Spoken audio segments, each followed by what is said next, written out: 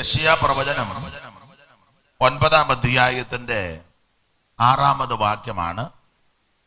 വളരെ പരിചിതമായ ഒരു വേദശകലമാണ്. ഇന്ന് രാത്രിയിലെ ദൈവവചന ചിന്തയ്ക്ക് ആധാരമായിട്ട് വായിച്ചു. ഒന്നുകൂടെ ആ വാക്യങ്ങളൊന്ന് വായിച്ചാട്ടെ. നമുക്കൊരു ശിശു ജനിച്ചിരിക്കുന്നു, നമുക്ക് ഒരു ശിശു ജനിച്ചിരിക്കുന്നു, നമുക്കൊരു മകൻ നൽകപ്പെട്ടിരിക്കുന്നു, നമുക്ക് ഒരു മകൻ നൽകപ്പെട്ടിരിക്കുന്നു, ആധിപത്യം അവന്റെ തോളിൽ ഇരിക്കും, ആധിപത്യം അവന്റെ തോളിൽ ഇരിക്കും, അവൻ അത്ഭുത മന്ത്രി, അവന് അത്ഭുത മന്ത്രി, വീരനാം ദൈവം, വീരനാം ദൈവം, നിത്യപിതാവ്, നിത്യ പിതാവ്, സമാധാന പ്രഭു എന്ന് സമാധാന പ്രഭു എന്ന് പേർ വിളിക്കപ്പെടും. വേദപുസ്തകം വായിക്കുന്ന, പഠിക്കുന്ന, ധ്യാനിക്കുന്ന പ്രിയപ്പെട്ടവർക്ക് ഈ വാക്യം വായിച്ചപ്പോൾ ഇതാരെ പറ്റിയാണെന്ന് നന്നായിട്ട് ബോധ്യപ്പെട്ടു. ഈ വാക്യത്തിൽ പരാമർശിക്കപ്പെടുന്ന വ്യക്തി നമുക്കറിയാം. ആരാ?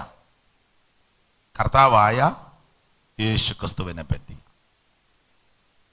നമ്മുടെ കർത്താവാകുന്ന മിശിഹാതമ്പുരാൻ ജനിക്കുന്നതിന് ദീർഘവർഷങ്ങൾക്ക് മുമ്പ് പ്രവചനാത്മാവിൽ പ്രവചനക്കുന്നിൽ കയറി ക്രിസ്തുവിന്റെ തിരുപ്പിറവി ദർശിച്ച് പ്രവചിച്ച പ്രവചന സൂക്തമാണ് ഇന്ന് രാത്രി ഇവിടെ പൊതുവിൽ വായിച്ചു കേട്ടത്.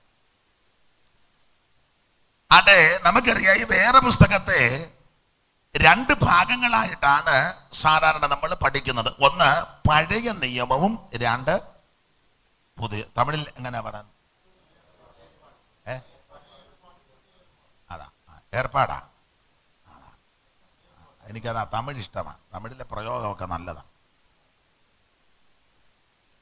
എങ്ങനെയാ ഒന്നുകൂടെ പറഞ്ഞേ? പഴയ ഏർപ്പാടും പുതിയ ഏർപ്പാടും. എനിക്ക് അങ്ങ് തമിഴ് പഠിച്ചാൽ കൊള്ളാമെന്നുണ്ട്. അപ്പൊ ഇത് 2 ഭാഗങ്ങളായിട്ടാണ് നമ്മൾ സാധാരണ തരംതിരിച്ച് പഠിക്കുന്നത്. പഴയ നിയമവും പുതിയ നിയമവും. മലയാളത്തിൽ, തമിഴിൽ പഴയ ഏർപ്പാടും പുതിയ ഏർപ്പാട്. ഞാൻ ഇനി അങ്ങനെ പറയുന്നുള്ളൂ. ഉൽപ്പത്തി പുസ്തകം മുതൽ മലാഖി വരെയാണ് പഴയ ഏർപ്പാടുകൾ. പുതിയ ഏർപ്പാടാണ് മത്തായി സുവിശേഷം മുതൽ വെളിപ്പാട് പുസ്തകം വരെ. അങ്ങനെ മൊത്തത്തിൽ 66 പുസ്തകം. പിന്നെ വലിയ വിവരമില്ലാത്ത ആൾക്കാർ കുറച്ച് പുസ്തകം കൂടി ഇതിനകത്ത് ചേർത്തിട്ടുണ്ട്. അവറ്റങ്ങളെ കാണുമ്പോഴും അറിയാം ആ ചേർത്തതിൻ്റെ അപാകതയല്ല.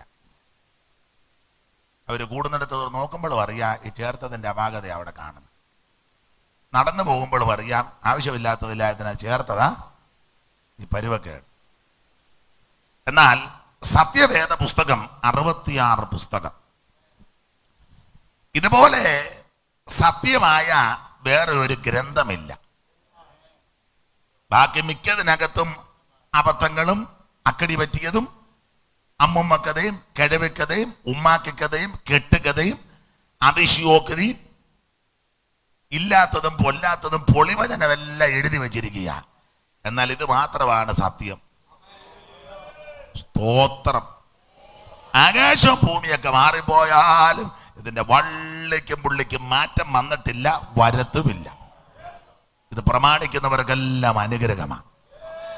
ദൈവത്തിന് മഹത്വം. തന്നിലും മധുരം വേദമല്ലതിന്നേതുണ്ടു ചൊല്ലോഴ. തന്നിലും മധുരം വേദമല്ലതിന്നേതുണ്ടു ചൊല്ലോഴ. നീ സശ്രദ്ധം ഇതിലെ സത്യങ്ങൾ വായിച്ച് ധ്യാനിക്കുകൻ തോഴ. നീ സശ്രദ്ധം ഇതിലെ സത്യങ്ങൾ വായിച്ച് ധ്യാനിക്കുകൻ തോഴ. നമുക്ക് അതിനകത്ത് ഹാർമോണിയം കയറ്റാൻ പറ്റുമോ? അതാ നല്ലത്. മറ്റേതങ്ങ് വേണ്ട. നമ്മുടെ പാട്ടിന് അത് വേണ്ട. ഹാർമോണിയം അതും ഞാൻ പാടുന്നതിന് താഴെ നിൽക്കാവുള്ളൂ, മേളിൽ കയറി പിടിക്കരുത്.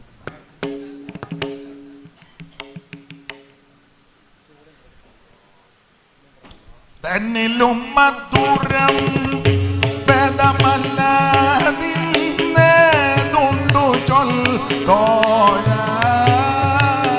തന്നിലും മധുരം ഭേദമല്ലാതിന്നേതുണ്ടു ചൊല്ലോഴ. നീ സശ്രദ്ധം ഇതിലെ സത്യങ്ങൾ വായിച്ചു ധ്യാനിക്കുകൻ തോഴ. നീ സശ്രദ്ധം ഇതിലെ സത്യങ്ങൾ വായിച്ചു ധ്യാനിക്കുകൻ തോഴ. അപ്പൊ ഇതുപോലെ സത്യമായ വേറെ ഒരു പുസ്തകമില്ല. ഞാൻ എല്ലാ ഇടങ്ങളിലും പറയുന്ന കാര്യം ഇവിടെ ഒന്നുകൂടെ പറയാം. ഇതെടുക്കാനിടയാകുക തന്നെ വലിയ ഭാഗ്യമാണ്. ഇത് എടുത്തുകൊണ്ട് നെടുകയും കുറുകയും നടക്കുന്നതാ ജീവിതത്തിലെ ഏറ്റവും വലിയ ഭാഗ്യം. ഇത് വായിക്കാനും ധ്യാനിക്കാനും ഇതിനകത്തെ തിരുവചനങ്ങൾ ശ്രവിപ്പാനും ശ്രദ്ധിക്കുവാനും അനുസരിക്കുവാനും ആചരിക്കുവാനും ഈ ഭൂമിയിൽ ദൈവം നമുക്ക് നൽകിയ വിലപ്പെട്ട അവസരങ്ങൾ ഓർത്ത് ദൈവത്തിന് സ്തോത്രം ചെയ്തോണം. അങ്ങനെ അനുഗ്രഹിക്കപ്പെട്ടതായ ഈ പുസ്തകം വന്നതാ നമുക്കെല്ലാം രക്ഷയുണ്ടായത്. പണ്ട് അയിത്തമൊക്കെ ഉള്ള കാലത്ത് വഴി നടക്കാനൊക്കത്തില്ല, സ്ത്രീകൾക്ക് മാറുമടക്കാനൊക്കത്തില്ല, തെരുവിൽ കൂടെ നടക്കാനൊക്കത്തില്ല, എല്ലാവരും ചെല്ലുന്ന ചന്തയിലൊന്നും ചെല്ലാനൊക്കത്തില്ല, പള്ളിക്കുടുത്തി കയറ്റുകയില്ല, വിദ്യ അഭ്യസിക്കുവാൻ അനുവദിക്കത്തില്ല. അതിനെല്ലാം മാറ്റം വരുത്തിയത് ഈ സുവിശേഷം വന്നതുകൊണ്ട്. നേരം ചൊവ്വനും തുണി കൊടുക്കാൻ പഠിപ്പിച്ചത് സുവിശേഷം വന്നതുകൊണ്ട്. സ്തോത്രം. ഞാൻ ആ ഭാഗത്തേക്ക് ഇന്ന് പോകുന്നില്ല. അപ്പോൾ അങ്ങനെ അനുഗ്രഹിക്കപ്പെട്ട ഈ പുസ്തകമാണ് സത്യവേദ പുസ്തകം. ഇതിലെ പ്രതിപാദ്യ വിഷയം എന്റെ ശൈലി പറയാം, നിങ്ങൾക്ക് അറിയാം, രക്ഷയെന്നുള്ളത്. മനുഷ്യവർഗത്തിന്റെ രക്ഷ. പ്രതിപാദ്യ പുരുഷൻ രക്ഷകനാകുന്ന യേശു ക്രിസ്തു. ഇതാണ് ഇതിലെ മെയിൻ വിഷയം. അപ്പോൾ പ്രധാനപ്പെട്ട വിഷയം രക്ഷയും പ്രതിപാദ്യ പുരുഷൻ കർത്താവാകുന്ന യേശു ക്രിസ്തു. പിന്നെ ഞാൻ ദൈവദാസന്മാരോടെല്ലാം ഒരു അപേക്ഷ, നിങ്ങൾ സന്തോഷിച്ചും എന്നോട് യോജിച്ചും ഒക്കെ ഇരിക്കണം. നിങ്ങളിങ്ങനെ മസിൽ പിടിച്ചിരിക്കരുത്. സ്തോത്രം. അപ്പം പിന്നെ ഞാൻ തിരിഞ്ഞു നിന്ന് പ്രസംഗിക്കേണ്ടി വരും. അപ്പം നിങ്ങളെപ്പോലെ ഒരുവനാ ഞാൻ. എന്നേക്കാൾ പ്രായമുള്ള, പക്വതയുള്ള, ശുശ്രൂഷയിൽ പഴക്കമുള്ള, നിങ്ങൾക്ക് നല്ല വചനതിട്ട ഉണ്ടെന്ന് എനിക്കറിയാം. പക്ഷേ ഇന്ന് നിങ്ങൾ മസിൽ പിടിച്ച് മുഖമൊന്നും വീർപ്പിച്ചു. കാരണം ഇത് ലൈവ് പോകുന്നതാണ്. പിന്നീട് ആൾക്കാർ ചോദിക്കും, ആ അരിശം കയറിയിരുന്ന ഉപദേശം ഏതാന്ന് ചോദിക്കും. അപ്പം അതിന് നിങ്ങൾ ഇടവരുത്തരുത്. നമുക്ക് ഒന്നിച്ച് ദൈവത്തെ മഹത്വപ്പെടുത്താം. നിങ്ങളെല്ലാം എനിക്ക് വേണ്ടി പ്രാർത്ഥിക്കുകയും ചെയ്യണം. അപ്പം ഇനി ഞാൻ ഇടയ്ക്ക് പുറകോട്ട് തിരിഞ്ഞ് നോക്കാൻ വരുത്തരുത്. ദൈവത്തിൻ്റെ മഹത്വം. ഞാൻ നിങ്ങളുടെ അനുവാദത്തോടെ പിന്നെയും തിരിയുക. നിങ്ങൾ നോക്കിക്കോണം, ഇവർ മസിൽ പിടിച്ച് അരിശം കയറി വല്ലോ ഇരിക്കുകയാണോ എന്ന്. അപ്പോൾ ഒന്ന് കൈ പൊക്കിയാൽ മതി, ഞാൻ അന്നേരം പുറകോട്ട് തിരിഞ്ഞോളാം. നമുക്കൊന്നിച്ച് ദൈവത്തെ ഉയർത്തണം. അപ്പോൾ അങ്ങനെ അനുഗ്രഹിക്കപ്പെട്ടതായ പുസ്തകമാണ് സത്യവേദ പുസ്തകം. അതില് പഴയ ഏർപ്പാടിനകത്ത് പ്രാരംഭത്തിൽ 5 ഗ്രന്ഥങ്ങളാ. മോശയുടെ പഞ്ചഗ്രന്ഥം. അത് ഉൽപ്പത്തി പുസ്തകം, പുറപ്പാട് പുസ്തകം, ലേവ്യ പുസ്തകം, സംഖ്യാ പുസ്തകം, ആവർത്തന പുസ്തകം. 5 ഗ്രന്ഥങ്ങളാണ്, 5 പുസ്തകം. ഇപ്പൊ നിങ്ങൾക്ക് ദൈവദാസന്മാർക്കും ദൈവകുഞ്ഞുങ്ങൾക്കെല്ലാം ഞാൻ ഇപ്പൊ പറയുന്ന കാര്യമെല്ലാം അറിയാം. അറിയാത്ത ആരെങ്കിലും ഉണ്ടെങ്കിൽ അവരുടെ അറിവിനായി ഇപ്പൊ പറയണം. കാരണം ഇത് പല ആൾക്കാർ എന്നെയും വിളിക്കും, എൻ്റെ കൂടെയുള്ളവരെയും പരിചയക്കാരെ വിളിക്കും, ഞങ്ങൾക്കത് മനസ്സിലായി എന്ന് പറയും. അറിയത്തില്ലായിരുന്നു ഇത്. അപ്പം പെന്തിക്കോസുകാർ മാത്രമല്ല ഇത് കാണുന്നത്, അക്രൈസ്തവരും നിരീശ്വരവാദികൾ പോലും ഇത് കാണുന്നുണ്ട്. അപ്പൊ അവരുടെ അറിവിന് വേണ്ടിയാ ഇത് ഈ നിലയിൽ പറയുന്നത്. നമുക്ക് നാളെ പകല് ഇതിനകത്ത് യോഗമുണ്ട്. ഇതിനകത്തല്ലേ നമ്മുടെ യോഗം. അപ്പൊ അതിന്റെ പരുവത്തിന് ഞാൻ പകല് തരാം. അപ്പം വൈകിട്ട് ഇങ്ങനെ അങ്ങോട്ട് പോട്ടെ. അപ്പൊ അങ്ങനെ പ്രാരംഭത്തിൽ മോശയുടെ പഞ്ചഗ്രന്ഥം, ഉൽപ്പത്തി പുസ്തകം മുതൽ ആവർത്തന പുസ്തകം വരെ, ഈ പഞ്ചഗ്രന്ഥത്തിലെ വിഷയങ്ങൾ ഓടിച്ചു പഠിച്ചാൽ ഉൽപ്പത്തി പുസ്തകം സകലത്തിന്റെ ഉൽപ്പത്തിയാണ്, എല്ലാത്തിന്റെ ഉൽപ്പത്തി. അതുകൊണ്ടാണ് ഇതിന് ഉൽപ്പത്തി എന്ന പേര് തന്നെ കൊടുത്തിരിക്കുന്നത്. തമിഴിൽ എങ്ങനെ? ആദിയാഗമം. ആദി, അത് തന്നെ മലയാളം ആദി ഉൽപ്പത്തി. അപ്പോൾ ഉൽപ്പത്തി പുസ്തകം സകലത്തിന്റെ ഉൽപ്പത്തി, സകലത്തിന്റെ ആദിയ. ലോകോൽപത്തി, മനുഷ്യോൽപത്തി, മൃഗോൽപത്തി, ജലോൽപത്തി, പ്രപഞ്ചോൽപത്തി എന്ന് വേണ്ട സകലത്തിന്റെ ഉൽപ്പത്തി ഈ പുസ്തകത്തില. ഉൽപ്പത്തി പുസ്തകം 5 ദിവസം കൊണ്ട് ഭൂചര കേചര വസ്തുക്കളെ മുഴുവൻ ദൈവം സൃഷ്ടിച്ചു. 6-ാമത്തെ ദിവസം ദൈവം മനുഷ്യനെ മണ്ണുകൊണ്ട് സൃഷ്ടിച്ചു. അവന്റെ മൂക്കിൽ ജീവശ്വാസം ഊതി മനുഷ്യൻ ജീവനുള്ള ദേഹിയായി. അങ്ങനെ മനുഷ്യ സൃഷ്ടി നടത്തി. തദനന്തരം ആദമിന് ഒരു ഗാഠനിദ്ര, ദീർഘനിദ്ര വരുത്തി. നമുക്കറിയാം, ആദമിന്റെ പാർശ്വഭാഗത്ത് നിന്ന് ഒരു വാരിയലെടുത്ത് ഹവ്വായെ സൃഷ്ടിച്ച് ആദമിന് കൊടുത്തു. ആദാം ഉറക്കമുണർന്ന് ഹവ്വായെ കണ്ടു. അത്ഭുത ഭയപരവശനായി പോയെന്ന്. എന്നിരുന്നാലും രണ്ടുപേരെയും ദൈവം തോട്ടത്തിലാക്കി. ചില കാര്യങ്ങൾ കർക്കശമായിട്ട് രണ്ടുപേരോടും പറഞ്ഞു. എന്തൊക്കെയാ പറഞ്ഞത്? ഉറക്കെ പറ. എന്തോ ഒന്നും പറഞ്ഞില്ലേ? ഇവരോട് കർക്കശമായിട്ട് 3-4 കാര്യം പറഞ്ഞു. എന്തുവാ?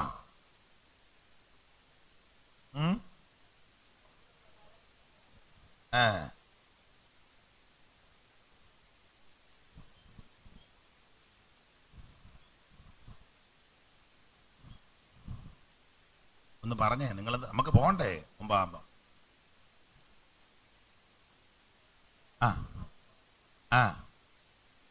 ഒന്ന്, തോട്ടത്തിൽ വേല ചെയ്യണം. 2, തോട്ടം കാക്കണം. 3, സകലത്തെയും അടക്കി ഭരിക്കണം. 4, സന്താന പുഷ്ടിയുള്ളവരായി ഈ ഭൂമിയിൽ പെറ്റ് പെരുകി നിറയണം. അതിമുതൽ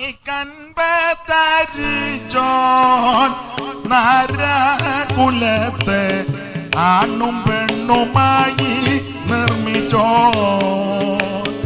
അതിമുതൽ കുലത്തെ ആണും പെണ്ണുമായി നിർമ്മിച്ചോ.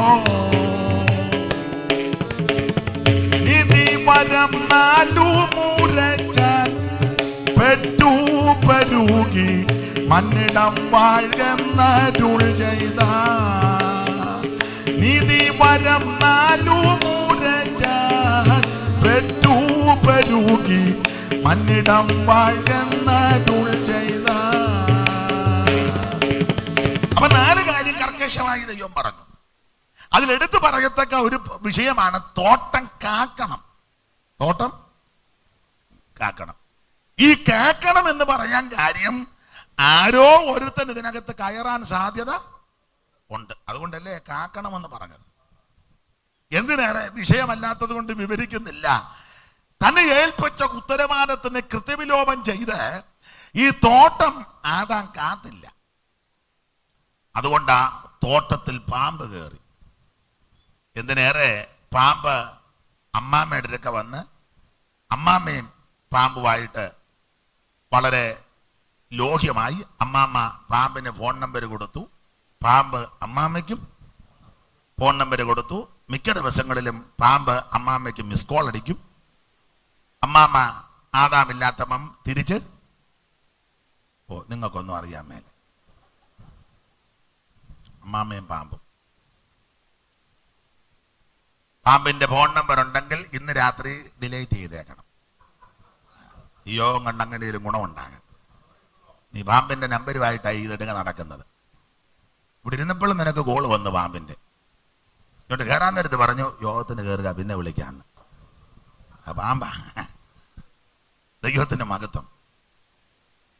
കാരണം അമ്മാമ്മ തോട്ടത്തിലെയാ. ഞാൻ എപ്പോഴും പ്രസംഗം, അമ്മാമ്മ തോട്ടത്തിലെയാ, പാമ്പ് കാട്ടിലെയാ.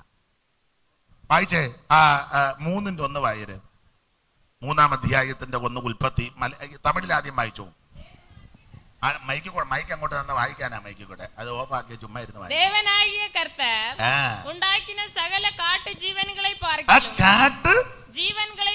ജീവൻകളെ. അപ്പൊ കാട്ടിലെ ജീവിയാണ്. കാട്ടു ജീവൻകളെക്കാൾ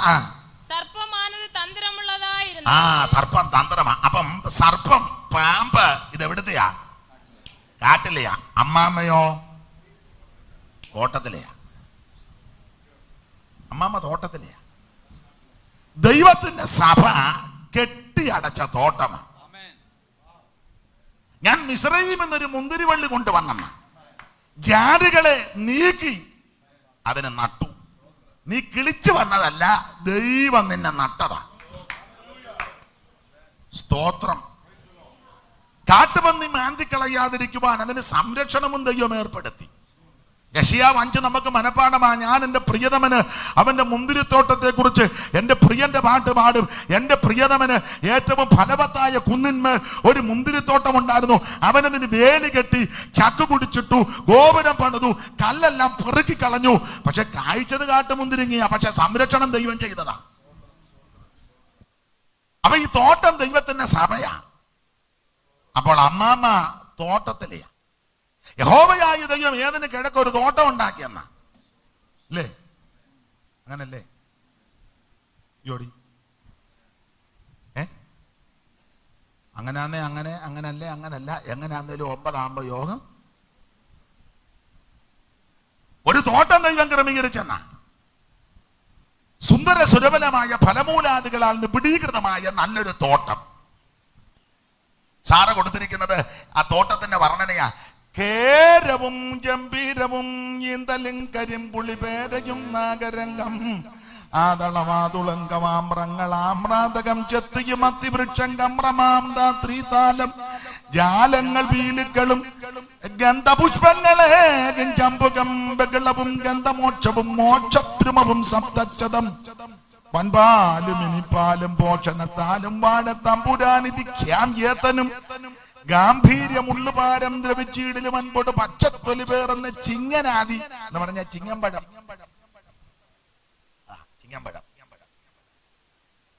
ആപ്പിളും പൈനാപ്പിളും ചെറിയും ഗൂസ്ബറിയും. ഗൂസ്ബറി നെല്ലിക്ക തോട്ടത്തിനകത്തുള്ള ആപ്പിള്, പൈനാപ്പിള്, ചെറി, ഗൂസ്ബറി നെല്ലിക്ക. ചിലർക്ക് നെല്ലിക്ക അത്യാവശ്യമാണ്.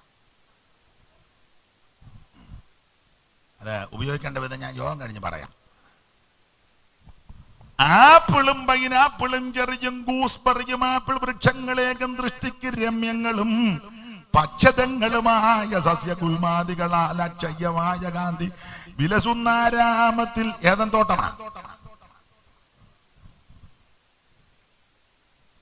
അപ്പോൾ സുന്ദര സുരബലമായ നല്ല തോട്ടം. ആ തോട്ടം നനയ്ക്കാൻ ഒരു നദി പുറപ്പെട്ടു. അത് 4 ശാഖയായിട്ട് പിരിഞ്ഞൊഴുകുക. ഒന്നാമത്തതിന് പീശോൻ, വെള്ളച്ചാട്ടം എന്നർത്ഥം. അത് ഹവീലാദേശമൊക്കെ ചുറ്റും. അവിടെ പൊന്നുണ്ട്, ഗുൽഗുലുമുണ്ട്. അവിടുത്തെ പൊന്നൊക്കെ വിലയേറിയതാണ്.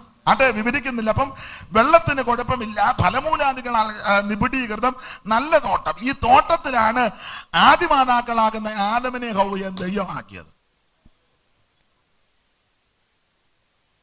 സകല വൃക്ഷത്തിന്റെയും ഫലമൂലാദികൾ നിങ്ങൾക്ക് ഭക്ഷിക്കാം. പക്ഷെ തോട്ടത്തിന്റെ നടുവിലുള്ള വൃക്ഷത്തിന്റെ ഫലം തിന്നത് അത് ദൈവം വെച്ചൊരു വ്യവസ്ഥയാണ്.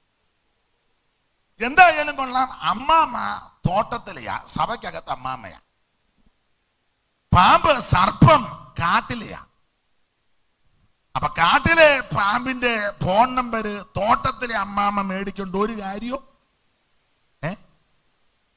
വേണ്ടതല്ല.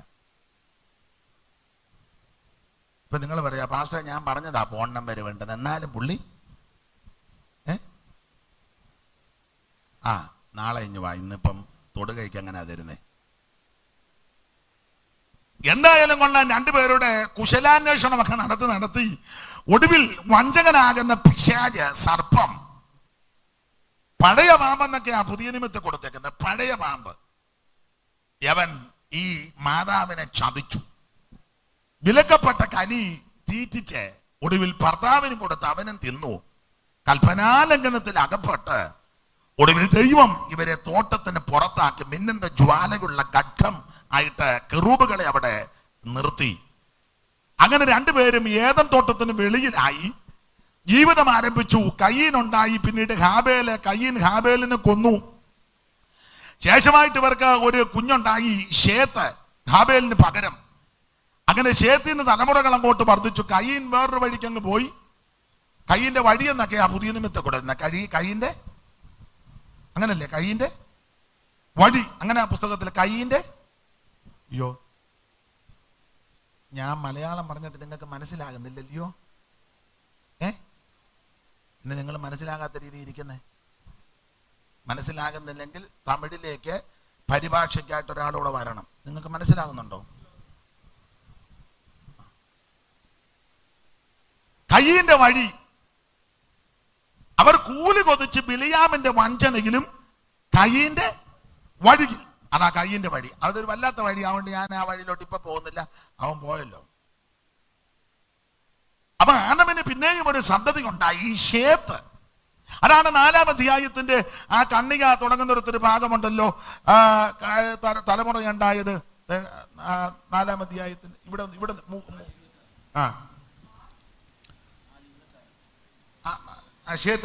ശേത്തിനെ പറ്റി 4:26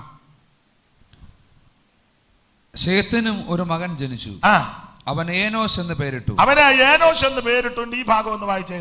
യഹോവയായ ദൈവം മനുഷ്യൻ നന്മതിന്മകൾ അറിയാൻ തക്കവണ്ണം നമ്മിൽ ഒരുത്തനെ പോലെ ആയി തീർന്നിരിക്കും. അപ്പൊ ഇവരെ ഏദൻ തോട്ടത്തിന് വെളിയിലാക്കിയതാണ് ആ 3-ന്റെ ഒടുവിൽ. ഇനി 4-ാം അധ്യായത്തിൽ കയ്യിന് പകരമായിട്ട് ഒരു തലമുറ കണ്ടായി, ശേത്ത്. ആദാൻ തന്റെ ഭാര്യയെ പിന്നെയും പരിഗ്രഹിച്ചു. അടുത്ത വാക്യം, അവൾ ഒരു മകനെ പ്രസവിച്ചു. കയ്യിൻ ഹാബേലിന് പകരം ദൈവം എനിക്കൊരു സന്തതിയെ തന്നു എന്ന് പറഞ്ഞവനെ ശേത്ത് എന്ന് പേരിട്ടു. ശേത്തിനൊരു മകൻ ജനിച്ചു, ഏനോശ്. അടുത്തത്, ആ കാലത്ത് യഹോവയുടെ നാമത്തിലുള്ള ആരാധന തുടങ്ങി. അടുത്ത വാക്യം, ആദാമിന്റെ വംശപാരമ്പര്യമാണ്. താഴോട്ട് പിന്നെ ആ തലമുറകളുടെ ചരിത്രമാണ്. അപ്പൊ കയ്യിന് ഹാബേലിനെ കൊന്നു. ഹാബേൽ മരിച്ചതിന് ശേഷം ആദമിന് വീണ്ടും ഒരു തലമുറ ഉണ്ടായി, ശേത്ത്. ശേത്തിന് ഏനോശ്, ഏനോശിന് കേനാൻ, കേനാന് മകൾ എൽനി, യാരദിന് ഹാനോക്ക്, ഹാനോക്കിന് മെതൂശലേഖ്, മെതൂശലേഖിന് ലാമക്ക്, ലാമക്കിന് നോഹ, നോഹയ്ക്ക് 3 പേര്, ശേമും കാമും യാമത്തും. അതിൽ ശേമിന്റെ 10-ാം തലമുറ അബ്രഹാം. അബ്രഹാമിൽ നിന്ന് ഇസഹാക്ക്, യാക്കോബ്. പിന്നെ യാക്കോബിൽ നിന്ന് 12 ഗോത്രപിതാക്കന്മാർ, രൂബേൻ മുതൽ ബെന്യാമിൻ വരെ. ഈ 12 ഗോത്രപിതാക്കന്മാരിൽ നിന്ന് ഇന്ന് കാണുന്ന ലോകത്തിലെ സകല യഹൂദന്മാരും. അപ്പൊ ഇങ്ങനെ തലമുറയെ ദൈവം അങ്ങ് വർദ്ധിപ്പിച്ചു. ഞാൻ അധികം വിവരിക്കുന്നില്ല. ചുരുക്കി പറഞ്ഞാൽ ആദമിൽ നിന്നാണ് ഈ സന്തതി പരമ്പരകള്. ശേത്തിൽ നിന്ന് തലമുറയായി. പിന്നെ ഉൽപ്പത്തി പുസ്തകത്തിൽ നിമ്രോദിന്റെ കാര്യമുണ്ട്, ഭാഗമൊന്നും എടുക്കുന്നില്ല. ഇടയ്ക്ക് നോഹയുടെ കാലത്ത് പെട്ടകം പണിതു, എല്ലാവരും ഒന്നും രക്ഷപ്പെട്ടില്ല. 8 പേര് രക്ഷപ്പെട്ടു, വെള്ളത്തിൽ കൂടി. അതിനുശേഷമായിട്ട് അബ്രഹാമിൽ നിന്ന് സന്തതി പരമ്പരകൾ ഉടലെടുത്ത് ഉൽപ്പത്തി പുസ്തകത്തിലെ ചരിത്രമായി പറഞ്ഞത്. അബ്രഹാമിനെ ദൈവം വിളിച്ചു വേർതിരിച്ചു. അബ്രഹാം വിളി കേട്ടിറങ്ങി. അബ്രഹാമിന് വാഗ്ദത്ത സന്തതി ഇസഹാക്ക് ഉണ്ടായി. ഇസഹാക്കിൽ നിന്ന് യാക്കോബ് ജനിച്ചു. യാക്കോബിൽ നിന്ന് ഗോത്രപിതാക്കന്മാർ 12 പേര്. ഒടുവിൽ ഉൽപ്പത്തി പുസ്തകം 2 അധ്യായം 2 പേരുടെ മരണത്തോടുകൂടി പര്യവസാനിക്കുക. പ്രാരംഭത്തിൽ മോശയുടെ പഞ്ചഗ്രന്ഥത്തിലെ ആദ്യത്തെ ഗ്രന്ഥമാകുന്ന ഉൽപ്പത്തി പുസ്തകം ഒടുവിലത്തെ 49, 50, 2 അധ്യായം 2 മരണത്തോടു കൂടിയ 2 പേര് മരിക്കുക. നമുക്കറിയാം ഉൽപ്പത്തി 49 50 2 അധ്യായത്തിൽ 2 മരണം. ഒന്നാമത്തെ മരണം യാക്കോബിന്റെ മരണമാണ്. ഗോത്രപിതാവാകുന്ന യാക്കോബ് മരിക്കുന്നു. മരിക്കുന്നതിന് മുന്നേ പിള്ളാരെയെല്ലാം കൂടെ വിളിച്ചു കൂട്ടി വെച്ച് ഭാവികാലം സംബന്ധിച്ചവരെ അനുഗ്രഹിച്ചു. അനുഗ്രഹിച്ചതിന് ശേഷം പറയേണ്ടതെല്ലാം പറഞ്ഞു തീർന്നേച്ച് ഇങ്ങനെ വായിക്കുന്നു, കാലെടുത്ത് കട്ടിലെ വെച്ച് പ്രാണനെ വിട്ട് പിതാക്കന്മാരോട് ചേർന്നു. നല്ല മരണം, നല്ല മരണം. ഞാൻ ഭയത്തോടാണ് ഈ ഭാഗം പ്രസംഗിക്കുന്നത്. പ്രിയരെ, ഇവിടെ പേരും പ്രശസ്തി, സ്ഥാനവും മാനവും വന്ദനവും ബഹുമാനവും ഒന്നും കിട്ടിയില്ലെങ്കിലും നല്ല അന്ത്യത്തിന് പ്രാർത്ഥിച്ചോണം. കർത്താവിന്റെ വരവാണെങ്കിൽ കൈവിടപ്പെടാതെ എടുക്കപ്പെടണം. അതല്ല, വരവിന് മുമ്പ് നാം ചേർക്കപ്പെടുന്നത് തിരികിതമാണെങ്കിൽ നല്ല അന്ത്യത്തിന് പ്രാർത്ഥിച്ചോണം. ഈ അടുത്ത കാലത്ത് ഞാനൊരു അടക്കത്തിന് പോയി ചെന്നപ്പോൾ ഞാനും അത്ഭുതപ്പെട്ടു പോയി, ദൈവത്തെ സ്തുതിച്ചു. ഒരപ്പച്ചൻ മരിക്കുന്നതിന് മുമ്പ് രാവിലെ എഴുന്നേറ്റ് പോയി ഫോട്ടോ എടുത്തു. നല്ല പ്രായമുള്ള അപ്പച്ചനാ. ഫോട്ടോ അല്ല, അതിന് തലേന്ന് പുള്ളി വില്ലേജ് ഓഫീസിൽ ചെന്ന് ആധാരമെല്ലാം ക്ലിയർ ആക്കി കരവടച്ച രസീത് കൊണ്ട് മോന്റെ കയ്യിൽ കൊടുത്തു. ഇതാ കരവടച്ച രസീത്. പറമ്പിൽ പണിയുമായിരുന്നു, പറമ്പുമൊക്കെ ഉണ്ട്, കിളയ്ക്കും, തൂമ്പാകുണ്ട്. അപ്പൊ തൂമ്പായെല്ലാം കഴിയച്ച് അതും കൊണ്ട് മോന്റെ കൊടുത്തേച്ച് പറഞ്ഞു, ഇനി എനിക്കിത് വേണ്ടെന്ന് പറഞ്ഞു. അത് കഴിഞ്ഞ് പോയി തലമുടിയെല്ലാം വെട്ടി ഷേവ് ചെയ്തു. പിറ്റേന്ന് അതിരാവിലെ തന്നെ സ്റ്റുഡിയോയിൽ പോയി ഫോട്ടോ എടുത്തു. ഫോട്ടോ എടുത്തേച്ച് വീട്ടിൽ കൊണ്ടുവന്ന് മോന്റെ കൊടുത്തേച്ച് പറഞ്ഞ് ഞാൻ മരിക്കുമ്പോ ഈ ഫോട്ടോ ഇടണമെന്ന്. അത് കഴിഞ്ഞേച്ച് ഒരു 2 മണിക്കൂർ കഴിഞ്ഞ് അപ്പച്ചൻ മരിച്ചു. എങ്ങനുണ്ട്? അത്ര ഒന്നും ഒത്തില്ലെങ്കിലും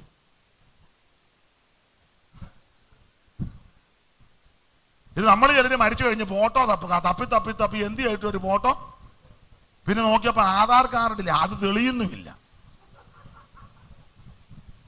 അപ്പച്ചന്റെ ഫോട്ടോ ഇട്ടപ്പോ കണ്ടപ്പോ ഉപ്പാപ്പൻ മരിച്ചതുപോലെ ഇരിക്കുന്നു.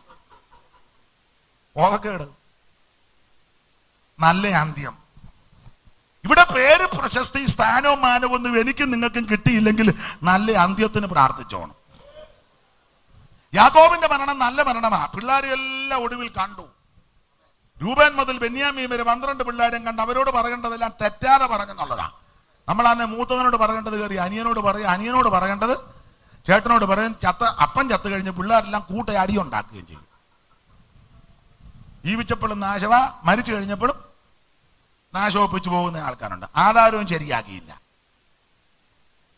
യാക്കോബ് അങ്ങനല്ല, നല്ല മരണമാണ്. മരിക്കുന്നതിന് മുമ്പ് പിള്ളേരെ എല്ലാം വിളിച്ചു കൂട്ടി ഭാവികാലം സംബന്ധിച്ച് അവരോട് ദൂത് പറഞ്ഞു. അതാണ് 49-ാം അധ്യായത്തിന്റെ പ്രാരംഭവാക്യം വായിച്ചേ. 49-ന്റെ പ്രാരംഭം. ആദ്യം തമിഴിലൊന്ന് വായിക്കട്ടെ. யாக்கோபு தன் குமாரரை அழைத்து, நீங்கள் கூடி வாருங்கள், கடைசி நாட்களில் உங்களுக்கு நேரிடும் காரியங்களை அறிவிப்பேன். யாக்கோபின் குமாரரே, கூடி வந்து கேளுங்கள், உங்கள் தகப்பனாகிய இஸ்ரவேலுக்கு செவி கொடுங்கள்.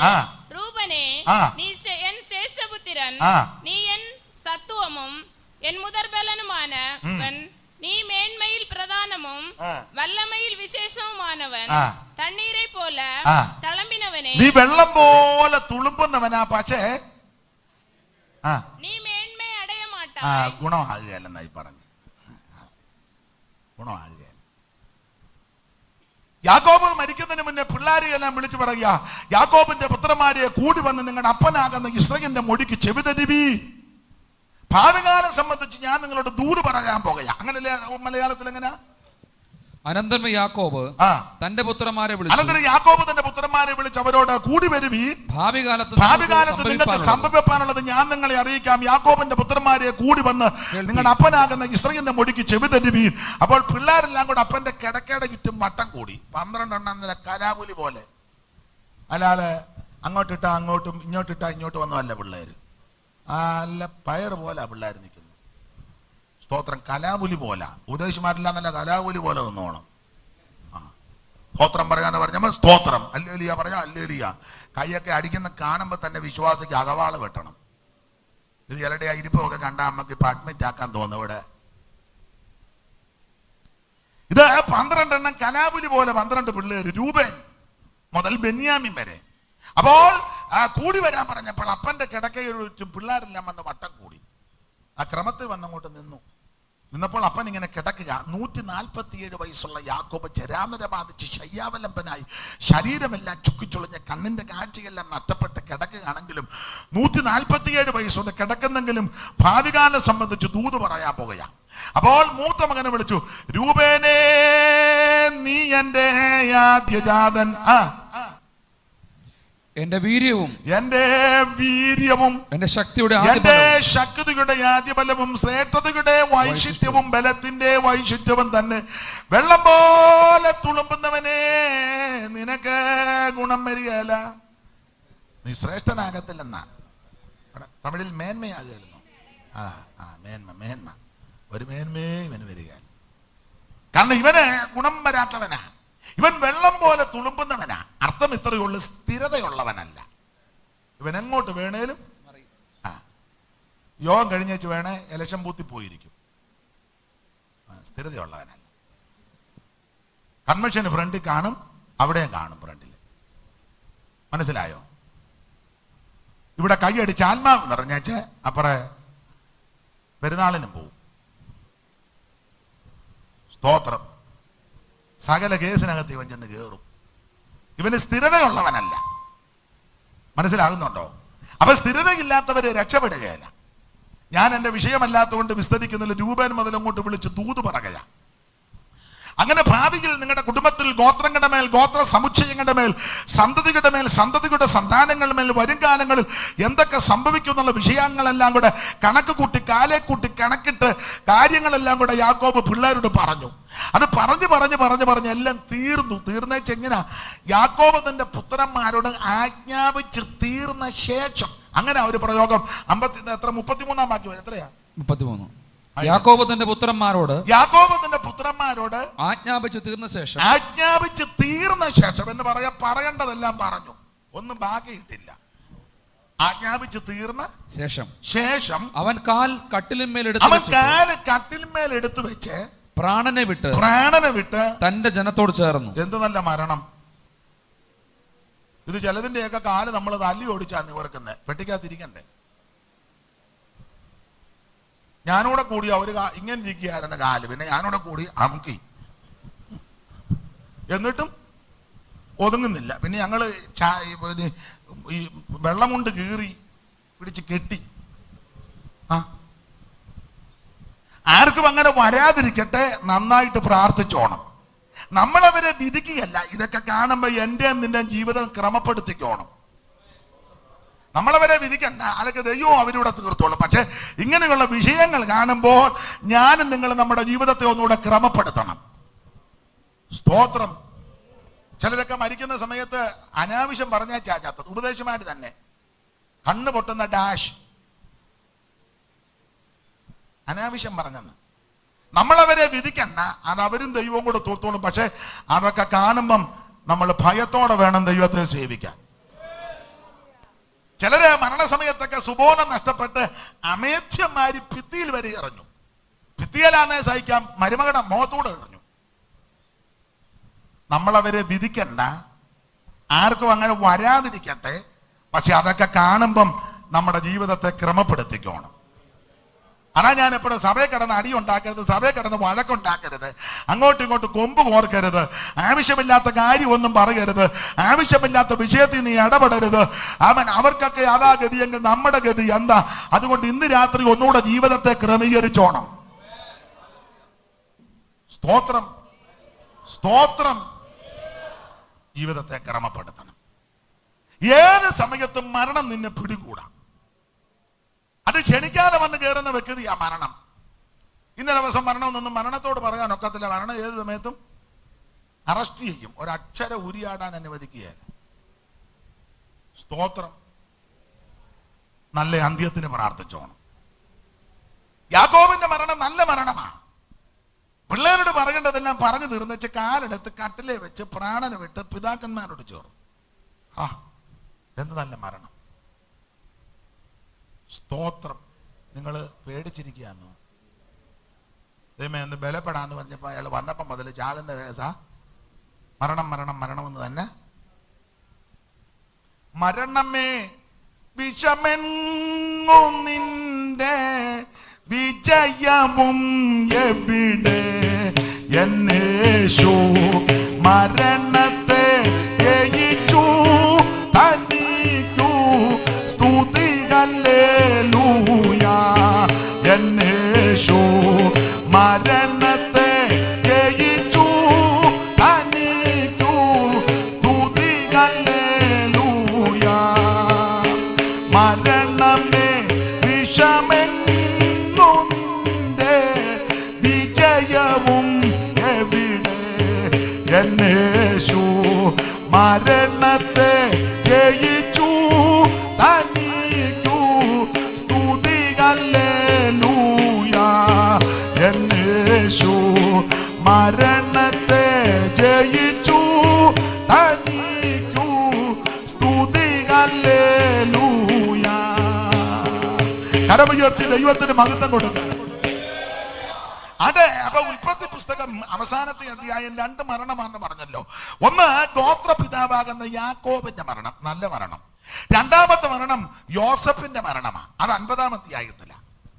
യോസേപ്പിന്റെ മരണം നല്ല മരണമാണ്. കാരണം യോസേപ്പ് മരിക്കുന്നതിന് മുന്നേ സഹോദരന്മാരെ എല്ലാം വിളിച്ചേച്ച് പറഞ്ഞു, പിന്നെ ചേട്ടായി ഞാൻ പോവുക, ഞാൻ മരിക്കുക, പക്ഷേ ദൈവം നിങ്ങളെ സന്ദർശിക്കും.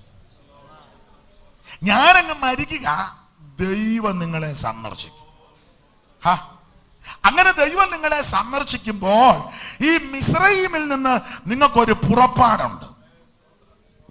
ദൈവത്തിന്റെ സന്ദർശനം വന്നാൽ നീ മിസ്രയീമിൽ കടക്കത്തില്ല.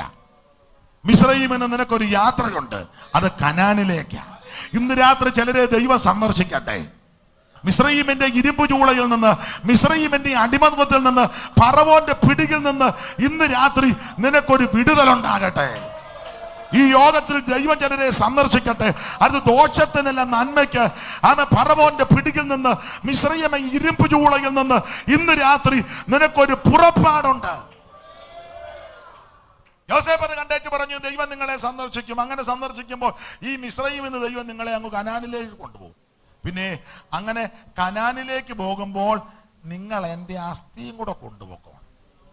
എൻ്റെ അസ്ഥി മിസ്രയീമിൽ ഇടരുത്, അങ്ങ് കൊണ്ടുപോകണം. അതിന്റെ കാരണവും കൂടെ ഞാൻ അങ്ങ് തെളിച്ച് പറയാം. ഭാഗത്തുണ്ട്. കാരണം ഇതാ, ഞാൻ ഈ മിസ്രയീമിലാണ് ദീർഘവർഷം ജീവിച്ചെങ്കിലും ഞാൻ ഇവിടുത്തുകാരനല്ല, ഞാൻ അവിടുത്തുകാരനാണ്. എന്നെ കേൾക്കുന്ന പ്രിയരെ, ഞാനും നിങ്ങൾ ഇവിടുത്തുകാരല്ല, നമ്മൾ അവിടുത്തുകാരാ. സ്തോത്രം. ഈ വേദപുസ്തകം നിങ്ങളെ ഓടെ ഒരു പഠിത്തം പഠിച്ചാൽ ഈ വിദേശ രാജ്യത്ത് ഏറ്റവും കൂടുതൽ വർഷം ജീവിച്ച ആളിൽപ്പെട്ട വ്യക്തിയാ യോസേഫ്.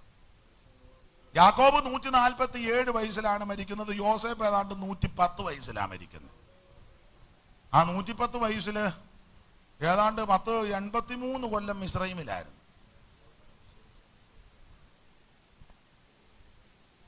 സ്തോത്രം. 80 കൂടുതൽ വർഷവും മിസ്രയീമില്ല. തന്റെ ആയുസിന്റെ സിംഹഭാഗവും മിസ്രയീമില്ല. പക്ഷെ മിസ്രയീമിലാണെങ്കിലും തന്റെ അകത്തൊരു ചിന്തയുണ്ട്, ഞാൻ ഇവിടുത്തുകാരനല്ല, ഞാൻ അവിടുത്തുകാരനാണ്. ഞാനും നിങ്ങളും ഈ ഭൂമിയിൽ പാർക്കുന്നെങ്കിലും ഒരു ചിന്ത എപ്പോഴും ഭരിക്കണം, നമ്മൾ ഇവിടുത്തുകാരല്ല, നമ്മൾ അവിടുത്തുകാരാ. അതുകൊണ്ട് നമുക്ക് വേദപുസ്തകത്തിൽ പല പേരുകൾ അലങ്കാര ഭാഷയ്ക്ക് തന്നിട്ടുണ്ട്. അതിലൊരു പേരാണ് പരദേശി. ഞാനും നിങ്ങളും തമിഴിൽ പരദേശി എന്നാണോ? പരദേശി. നമ്മളെല്ലാം പരദേശികളാണ്. അബ്രഹാം അതുകൊണ്ടല്ലയോ ഹിത്യരോട് പറഞ്ഞത്, ഞാൻ വന്നു പാർക്കുന്നവനും പരദേശിയുമാണ്. തന്റെ ഭാര്യ സാറായി 127 വയസ്സിൽ മരിക്കുക. മരിച്ചപ്പോൾ സാറായി അടക്കാൻ സ്ഥലമില്ല, ശ്മശാന ഭൂമിയില്ല. നദി മുതൽ നദി വരെ അവകാശം കൊടുത്ത സ്ഥലമൊക്കെ ഉണ്ട്, പക്ഷെ അടക്കാനായിട്ട്. അപ്പൊ ഹിത്യരോട് എന്ന് പറഞ്ഞു, എൻ്റെ പ്രിയപ്പെട്ടവള് മരിച്ചു, അടക്കാൻ സ്ഥലമില്ല, ഞാൻ നിങ്ങളുടെ ഇടയിൽ വന്ന് പാർക്കുന്നവനും പരദേശിയുമാണ്. സ്തോത്രം. അപ്പോൾ പിതാക്കന്മാരെല്ലാം പരദേശികളായിട്ടാണ് ഇവിടെ ജീവിച്ചത്. യാക്കോബ് ഒരിക്കൽ ഫറവോന്റെ മുമ്പാകെ ചെന്നപ്പോ ഫറവോൻ ചോദിച്ചു, പേരെന്താ? പേര് യാക്കോബ്. എന്തോ ഉണ്ട് പ്രായം.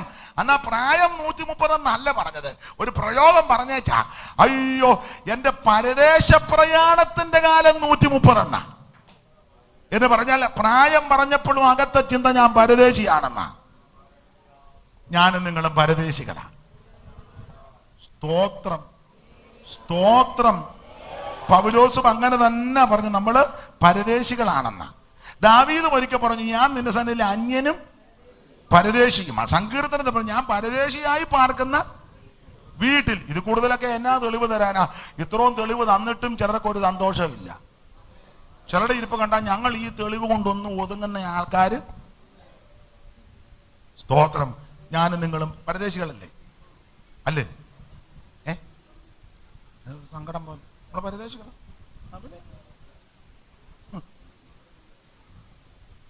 ഇവിടെ ഞാൻ വെറും ഒരു പരദേശി പോ,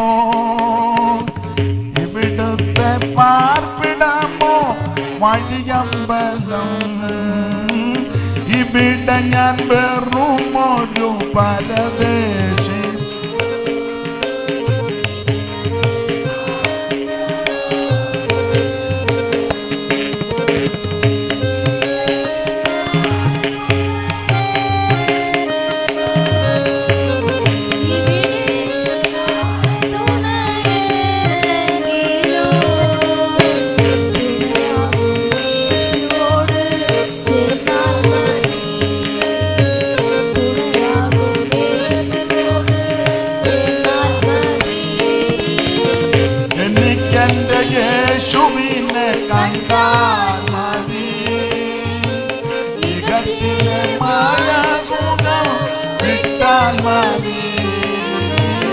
എനിക്കെന്റെ യേശുവിനെ കണ്ടാൽ മതി. യുഗത്തിലെ മാനസുഖം വിട്ടാൽ മതി. പരൻ ശില്പിയായി പണിത നഗരമതിൽ, പരൻ ശില്പിയായി പണിത നഗരമതിൽ, പരനോടു കൂടെ പോയാൽ മതി, പരനോടു കൂടെ വാഴാൻ പോയാൽ മതി. ഓ എനിക്കെന്റെ യേശുവിനെ കണ്ടാൽ മതി. യുഗത്തിലെ മാനസുഖം വിട്ടാൽ മതി. ഓ എനിക്കെന്റെ യേശുവിനെ കണ്ടാൽ മതി. യുഗത്തിലെ മാനസുഖം വിട്ടാൽ മതി. അപ്പൊ ശ്രദ്ധിക്കുക, ഞാനും നിങ്ങളും ഇവിടെ പരദേശികളാ. ഈ പരദേശികളെ കണ്ടാൽ അറിയാം, ഇല്ലയോ? കണ്ടാൽ അറിയാം. എങ്ങനെയാ പരദേശികളെ കണ്ടാൽ അറിയുന്നേ? പാട്ടുപാടി നടക്കുന്നുണ്ടാന്നോ? പരദേശികൾ നമ്മൾ പാട്ട് പാടാം, പരദേശികൾ നാം ഭാഗ്യശാലികൾ, അങ്ങനെ പാടി നടന്നാലാണ് അറിയുന്നേ? അല്ല, പരദേശികളെ കണ്ടാൽ അറിയാം. അതിന് ചെറിയ ഒരു ഉദാഹരണം, നിങ്ങൾക്ക് അറിവുള്ള കാര്യം പറയണമല്ലോ. ചെറിയ ഉദാഹരണം, പഞ്ചാബിൽ നിന്നുള്ള സഹോദരന്മാര് നമ്മുടെ തമിഴ്നാട്ടിലോ കേരളത്തിലോ വന്നാൽ കണ്ടാൽ അറിയാം. എങ്ങനെ അറിയാം?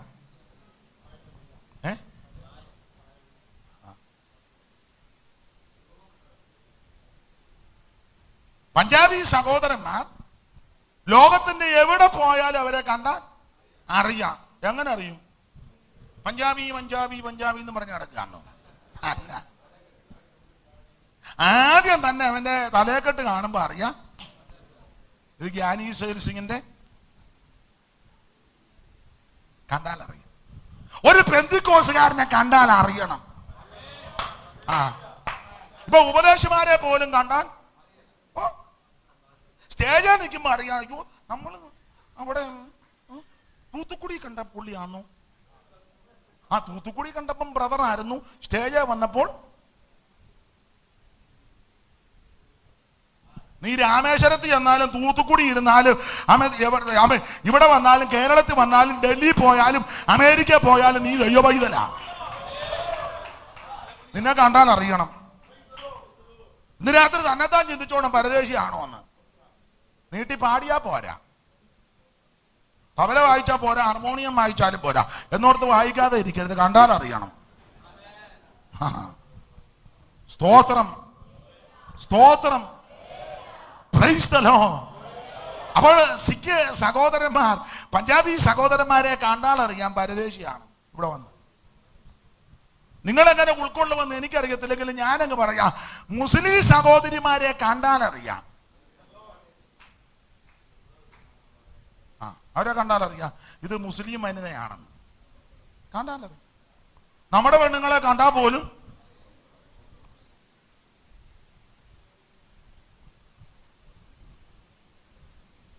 ഇപ്പൊ ചിലരെ അറിയാൻ മേല. അമ്മാമ്മയും പ്രൈസ് ആൻഡ് വർഷിപ്പാണ്.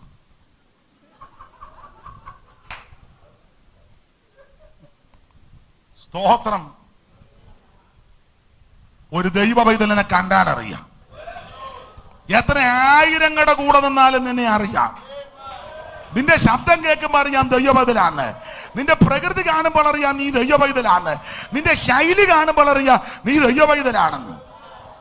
അതല്ലേ പത്രോസ് ആളറിയാനൊക്കെ എന്നെങ്കിലും അവർ പറഞ്ഞു നീ അവന്റെ കൂടെ ഉണ്ടാവണം. പുള്ളി പറഞ്ഞു ഞാനൊന്നും അറിയുന്നില്ലയോ. അല്ലെങ്കിൽ നടുമുറ്റത്ത് ചെന്നപ്പം പറഞ്ഞു നീ സൂക്ഷം. അന്നേരം ഇയാളങ്ങ് പ്രാകാൻ തുടങ്ങി. നീമേ അയാളുടെ കൂടെ കൂടിയോ കൊണ്ട് സ്വസ്ഥമായിട്ട് ഇരിക്കാൻ പോലും.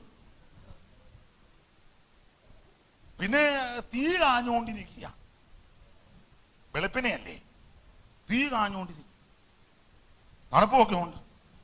എൻ്റെ ഒരു ചിന്ത ഞാൻ പറയുക, ഉപദേശമൊന്നുമല്ല കേട്ടോ, ഉപദേശമല്ലേ, അത് ഒന്നുകൂടെ അതിൻ്റെ മുഖത്ത് നോക്കി പറയട്ടെ, ഉപദേശമല്ലെന്ന്. അല്ലേ അവന്മാർ പിന്നെ നാശം ഒപ്പിച്ച് വെക്കും. ഉപദേശമല്ല, ഒരാശയം പറയുക. അപ്പൊ ഈ തീ കാഞ്ഞുകൊണ്ടിരിക്കുക. അന്നേരം ആ മൂന്നാമതും നീ സൂക്ഷം അവന്റെ കൂടെ തന്നെ. അത് പറയാൻ കാര്യം എൻ്റെ ചിന്തയാ കേട്ടോ. പുള്ളി തീ കാഞ്ഞുകൊണ്ടിരുന്നപ്പം എൻ്റെ ചിന്തയാണ്, തീ ഇങ്ങനെ കാഞ്ഞുകൊണ്ടിരുന്നപ്പോൾ പുള്ളി പണ്ട് മുതലേ ഉറക്കക്ഷീണമുള്ള ആളാണ്. ഉറക്കക്ഷീണം. പ്രാർത്ഥിക്കാൻ കൊണ്ടുപോയപ്പോഴും കുത്തിയിരുന്നു ഉറങ്ങിയ ആളാണ്.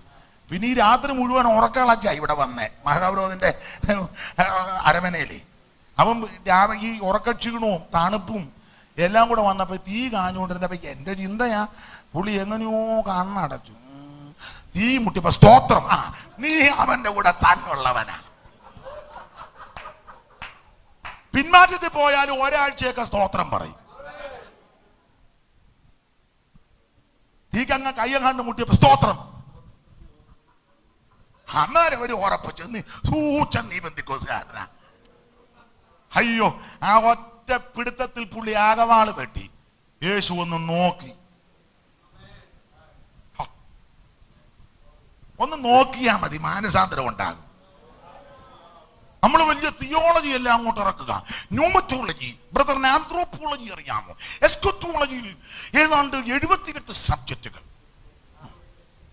ന്യൂമറ്റോളജി, ഡ്യൂമിനോളജി, ഏഞ്ചലോളജി, റോഡ് പണി കിടക്കുന്ന തള്ളയുടെ ഏഞ്ചലോളജി. നീ ഓരോ ഓളജിയും പറയണ്ട, കൃപയിൽ നിന്ന് ഒന്ന് നോക്കിയാ മതി. ഒറ്റ നോട്ടം യേശു നോക്കിയപ്പോൾ പറഞ്ഞേ തള്ളി പറഞ്ഞ പത്രോസാതിരാവിലെ സമയേ പരനെ തള്ളി പറഞ്ഞ പത്രോസാതിരാവിലെ സമയേ പെരുത്ത ദുഃഖം നിറഞ്ഞു പുറത്തിറങ്ങി പൊട്ടിക്കരഞ്ഞു. പെരുത്ത ദുഃഖം നിറഞ്ഞു.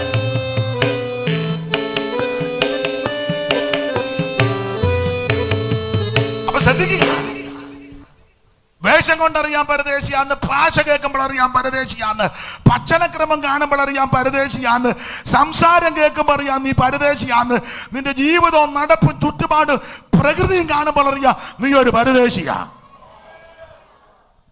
പറഞ്ഞു കിടക്കുമെന്നും വേണ്ട, അറിയാം. ദൈവത്തിന് മഹത്വം. അതുകൊണ്ടാ യോസേഫ് പറഞ്ഞത്, ഞാനങ്ങ് മരിക്കും, ദൈവം നിങ്ങളെ സന്ദർശിക്കും. അങ്ങനെ സന്ദർശിക്കുമ്പോൾ ഈ മിസ്രയീമിൽ നിന്ന് നിങ്ങൾക്കൊരു പുറപ്പാടുണ്ട്. അങ്ങനെ പുറപ്പെട്ട് കനാനിലേക്ക് പോകുമ്പോൾ എൻ്റെ അസ്ഥിയും കൂടെ കൊണ്ടുപോക്കണം. കാരണം ഞാൻ ഇവിടെ 19 കൊല്ലം ജീവിച്ചെങ്കിൽ ഇവിടുത്തുകാരനല്ല, ഞാൻ അവിടുത്തുകാരനാണ്. എന്നെ കേൾക്കുന്ന പ്രിയപ്പെട്ടവരെ, ഈ ചിന്ത സദാസമയവും നമ്മെ ഭരിക്കണം. നമ്മൾ ഇവിടുത്തുകാരല്ല, ഇവിടം വിട്ട് നമ്മൾ പോകും. ഈ ചിന്ത എപ്പോഴും നമ്മെ ഭരിച്ചാൽ നമുക്ക് വലിയ ആകുല ചിന്തയൊന്നും വരിക. ഞാൻ നിങ്ങൾ എങ്ങനെ ചിന്തിക്കുമെന്നൊന്നും എനിക്കറിയില്ല. എനിക്ക് അങ്ങനെയുള്ള വലിയ ആകുല ചിന്തയൊന്നുമില്ല. അങ്ങനെയുള്ള ടെൻഷനേ എനിക്ക്. ഞാനെൻ്റെ ഹൃദയം തുറന്നാവണം. യോ നാളെ എങ്ങനാ, മറ്റന്നാളെങ്ങനാ, യോ കൊറോണ ആയല്ലോ എങ്ങനെ. കാരണം എന്നെ ഭരിക്കുന്ന ഒരു ചിന്ത, ഞാനിവിടം വിട്ടു പോകേണ്ട ആളാ.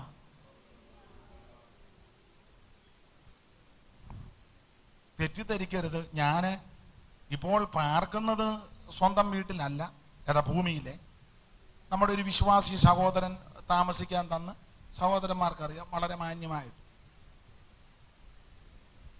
യോഗ്യമായിട്ട് താമസിച്ചാൽ പോരെ.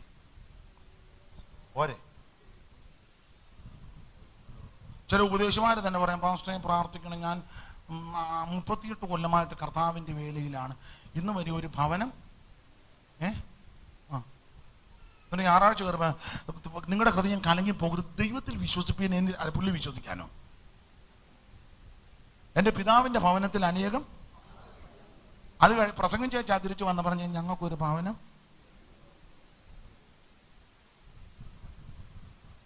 എന്നാ ഇത് മിണ്ടായിരിക്കണ്ടേ? ഉദാഹരണം ആ ഒരു സംഭവം, ഒരു ഉപദേശി പണ്ട് പ്രസംഗിച്ചു യേശുവിൻ്റെ വരവ്. അപ്പോൾ നന്നായിട്ട് പ്രസംഗിച്ചു, നല്ലതുപോലെ പ്രസംഗിച്ചു. അപ്പോൾ പ്രസംഗം അങ്ങോട്ട് തുടങ്ങിയതിന് മൂർധന്യാവസ്ഥ വന്നപ്പോൾ ആ പ്രസംഗം കേട്ടുകൊണ്ടിരുന്നവർക്ക് മനസ്സിലായി മിക്കവാറും പ്രസംഗം തീരുന്നതിന് മുന്നേ തന്നെ പുള്ളി വരും. അത്ര നല്ല ചേരുവ ചേർത്താ പ്രസംഗിക്കുന്നത്. നമ്മൾ പ്രസംഗിക്കുമ്പോഴൊന്നുമല്ല, നല്ല ഉദാഹരണം അടുക്കടുക്കായിട്ട് അങ്ങോട്ട് ചേർത്ത് ആ പ്രസംഗത്തിന്റെ ആ മൂർധന്യാവസ്ഥ വന്നപ്പോൾ ഇരുന്ന ജനത്തിന് തോന്നി പുള്ളി പ്രസംഗിച്ച് തീരുന്നതിന് മുന്നേ മറ്റേ പുള്ളി വരും. അത്ര നല്ല പ്രസംഗം. എന്തായാലും പ്രസംഗം തീർന്നു വന്നില്ല. പ്രസംഗമെല്ലാം കഴിഞ്ഞ് വീട്ടുകാര് ഭക്ഷണം കൊടുത്തു. ഭക്ഷണം കൊടുത്ത കൂട്ടത്തിൽ അവരുടെ രീതി അനുസരിച്ച് ഭക്ഷണമെല്ലാം കൊടുത്തപ്പം ചക്കക്കുരു മെഴുക്ക് വരട്ടി കൊടുത്തു. ചക്കക്കുരു, ഇവിടെ ചക്കക്കുരു എന്നാ പറഞ്ഞേ, മെഴുക്ക് വരട്ടി 4 പൊളന്ന് നല്ല മെഴുക്ക് വരട്ടി. മീനുമൊക്കെ ഉണ്ടായിരുന്നു, എരിവുള്ള മീൻ കറി. അപ്പോൾ അതും കൊടുത്തു. എരിവുള്ള മീൻകറി എല്ലാം കൂട്ടി. ഒടുവിൽ വീട്ടുകാരൻ പറഞ്ഞു ഭാര്യയോട് പഴം കൊണ്ടുവരാൻ. അപ്പം വീട്ടുകാരി അബദ്ധമായി പഴം മേടിക്കാൻ മറന്നുപോയി. ഉപദേശി എരിഞ്ഞു നിൽക്കുന്നു. വീട്ടുകാരി നല്ല ബുദ്ധിമതിയാണ്. പെട്ടെന്ന് തന്നെ ഒരു പ്ലേറ്റിനകത്ത് 5-8 ചക്കച്ചൊള തേൻ വരിക്ക, ചക്കയുടെ ചൊള അത് വൃത്തിയാക്കി കൊണ്ടുവന്ന് ഉപദേശി കൊടുത്തു. പറഞ്ഞ് നമ്മുടെ പ്ലാവേലെ ചക്കയാ, തേൻ വരിക്ക, നല്ല മധുരമാണ്, ആ എരിവൊന്ന് പോട്ടെ കഴിക്കും. പുള്ളി ഒന്നെടുത്ത് കഴിച്ചപ്പം നല്ല രുചിയും നല്ല മധുരവും. ഒന്നുകൂടെ കഴിച്ചപ്പോൾ പിന്നെയും തോന്നി എരിവ് ശമിച്ചു. ആ 8 ചൊളയും പുള്ളി അങ്ങ് കഴിച്ചു. അത് കുഴപ്പമില്ല, പുള്ളിക്ക് കൊടുത്തണം. അത് കഴിഞ്ഞ് പറഞ്ഞ ചായ ഞാൻ പ്രാർത്ഥിച്ചിറങ്ങട്ടെ. പാസ്റ്ററെ പ്രാർത്ഥിച്ചു. പ്രാർത്ഥന നടന്നുകൊണ്ടിരുന്നപ്പോൾ പ്രാർത്ഥനയുടെ ഒടുവിലത്തെ വാചകമാ, എല്ലാ ചുരുപരി വേഗം വരുന്ന കർത്താവിനെ എതിരേൽപ്പാൻ ഞങ്ങളെ യോഗ്യരാക്കണം. ആമേൻ പറഞ്ഞിറങ്ങി നമ്മുടെ ശൈലി അനുസരിച്ച് കൈമടക്കുമൊക്കെ കൊടുത്തു. അതും സ്തോത്രം ചെയ്ത് മേടിച്ച് വെളിയിലോട്ട് പോയി മുറ്റത്ത് ചെന്നപ്പോൾ തിരിഞ്ഞേച്ച് പറഞ്ഞു, അമ്മാമേ ആ കുരു ഒരു 4-5 എണ്ണം കിട്ടിയാൽ കൊള്ളായിരുന്നു. കുരു ചക്കക്കുരു, ചക്കയുടെ കുരു ഒരു 5-6 എണ്ണം കിട്ടിയിരുന്നെങ്കിൽ. അപ്പം അമ്മാമ്മ ചോദിച്ചു തോരനാന്നോ മെഴുക്ക് പുരട്ടിക്കാണോ എന്ന് ചോദിച്ചു. കാരണം ആദ്യമായിട്ടുണ്ടായ ചക്കയാ, വലിയ ചക്കയല്ല, പക്ഷെ മധുരമുള്ളതാ. അതിൽ നല്ല ചുളയെടുത്ത് ആ പുള്ളിക്ക് കൊടുത്തത്. ആദ്യമായിട്ട് ഒരു ചക്കയെ ഉണ്ടായുള്ളൂ. അപ്പം പുള്ളിയാണ് ചോദിച്ചാൽ കുരു ഒരു 5-6 എണ്ണം. അപ്പം വീട്ടുകാർ ചോദിച്ചു മെഴുക്ക് പുരട്ടിക്കാന്നോ തോരനാന്നോ. അപ്പോൾ ഉപദേശിച്ച് പറഞ്ഞ് രണ്ടിനും അല്ല, ഈയിടെ ഇച്ചിരി വസ്തു എഴുതിച്ചു, അതിൻ്റെ അതിരെ കുടിച്ചിടാനാണ്.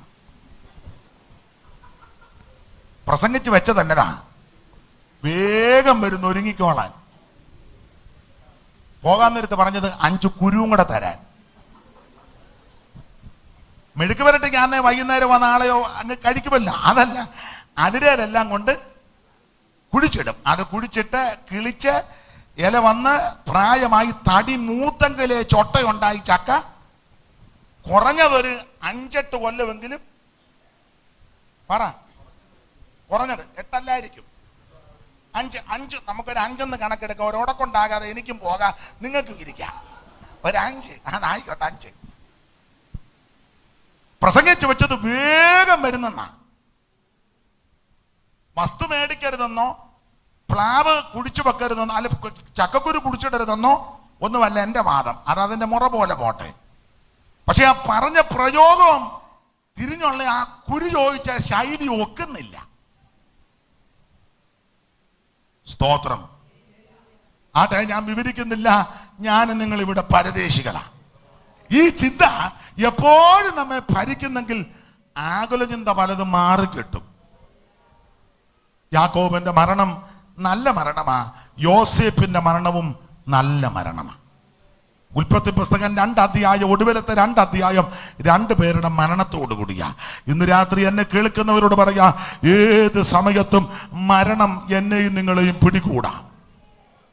ഒരിക്കൽ മരിക്കുകയും പിന്നെ ന്യായവിധിയും മനുഷ്യർക്കായിട്ട് നിയമിച്ചിരിക്കുക. മരണത്തിന്റെ പിടിയിൽ നിന്ന് രക്ഷപ്പെടാൻ ഒറ്റ മാർഗമേ ഉള്ളൂ, മരണത്തെ ജയിച്ച യേശു ക്രിസ്തുവിനെ രക്ഷിതാവായി സ്വീകരിക്കുക. മറ്റൊരുത്തനിൽ നിന്നും രക്ഷയില്ല. നാം രക്ഷിക്കപ്പെടുവാൻ ആകാശത്തിന് കീഴിൽ മനുഷ്യരുടെ കീഴിൽ നൽകപ്പെട്ട ഒരേ ഒരു നാമം നസറേയനാകുന്ന യേശു ക്രിസ്തുവിന്റെ പരിശുദ്ധ നാമം. കർത്താവിന്റെ നാമത്തെ വിളിച്ചപേക്ഷിക്കുന്ന ഏവനും രക്ഷിക്കപ്പെടും. ആട്ടെ, ഉൽപ്പത്തി പുസ്തകം 2 അധ്യായം 2 മരണം ഒടുവിലത്തെ. അടുത്തത് പുറപ്പാട് പുസ്തകമാണ്. ദൈവജനത്തിന്റെ പുറപ്പാടാണ്. അതാണ് പുറപ്പാട് പുസ്തകം. മിസ്രയീമിയ ഇരുമ്പ് ചൂളയിൽ നിന്ന് ദൈവം ജനത്തെ പുറപ്പെടുവിച്ചു. അടുത്തത് ലേവ്യ പുസ്തകമാണ്. ആ ലേവ്യ പുസ്തകത്തിന്റെ വിഷയം പുറപ്പെട്ട ജനത്തിന്റെ ആരാധനയുടെ ക്രമം എന്ന് പറഞ്ഞാൽ, ദൈവത്താൽ മിസ്രയീം പുറപ്പെട്ട ജനത്തിന് തോന്നുന്നിടത്ത് ആരാധിക്കാനും തോന്നുന്നത് പോലെ ആരാധിക്കാൻ പ്രമാണമില്ല. ആരാധനയ്ക്ക് വ്യവസ്ഥയുണ്ട്. ഇത്ര യാഗങ്ങൾ, ഇത്ര ഉത്സവങ്ങൾ, അതിന്റെ ക്രമങ്ങൾ, ചട്ടങ്ങൾ, വിധികൾ. അതാ ലേവ്യ പുസ്തകം. അടുത്തത് സംഖ്യാപുസ്തകമാണ്. ആ സംഖ്യാപുസ്തകത്തിന്റെ വിശേഷത ഇങ്ങനെ, അവൻ വേർപെട്ട് ദൈവത്തെ ആരാധിക്കും ജനത്തെ എണ്ണി തിട്ടപ്പെടുത്തുന്ന ദൈവമുണ്ട്. നിന്നെ എണ്ണുന്നൊരു ദൈവമുണ്ട്. ആരും നിന്നെ എണ്ണിയില്ലെങ്കിലും നന്നായിട്ട് അറിയുന്നൊരു ദൈവമുണ്ട്. നമ്മെ മാത്രമാണോ എണ്ണിയിരിക്കുന്നത്? നമ്മുടെ തലമുടി പോലും എണ്ണി തിട്ടപ്പെടുത്തിയിരിക്കുക. നിന്നെ അറിയുന്നൊരു ദൈവമുണ്ട്. സംഖ്യാപുസ്തകം. ആവർത്തന പുസ്തകത്തിന്റെ വിശേഷത പുതിയ കാര്യമൊന്നുമില്ല, ആവർത്തനമാ എന്ന് പറഞ്ഞ പഴയ കാര്യമല്ല, ഒന്നുകൂടി ഓർപ്പിക്കുക. അതാണ് ആവർത്തനം. അതെന്തിനാ ഓർപ്പിക്കുന്നത്? മറന്നു പോകുന്നത് കൊണ്ട്. അപ്പൊ മറവിയുണ്ടോ? ഉണ്ട്.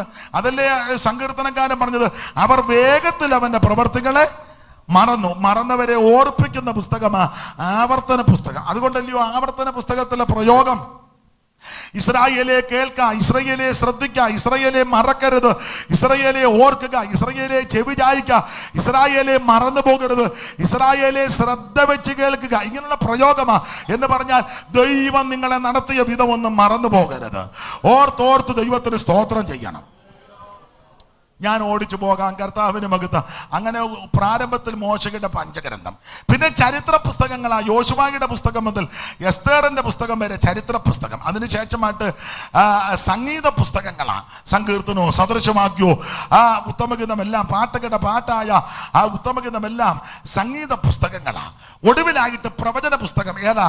പഴയ ഏർപ്പാടിനകത്ത് പ്രവചന പുസ്തകം. ആ പ്രവചന പുസ്തകങ്ങളെ രണ്ടായിട്ട് തരംതിരിച്ച് പഠിക്കുന്നു.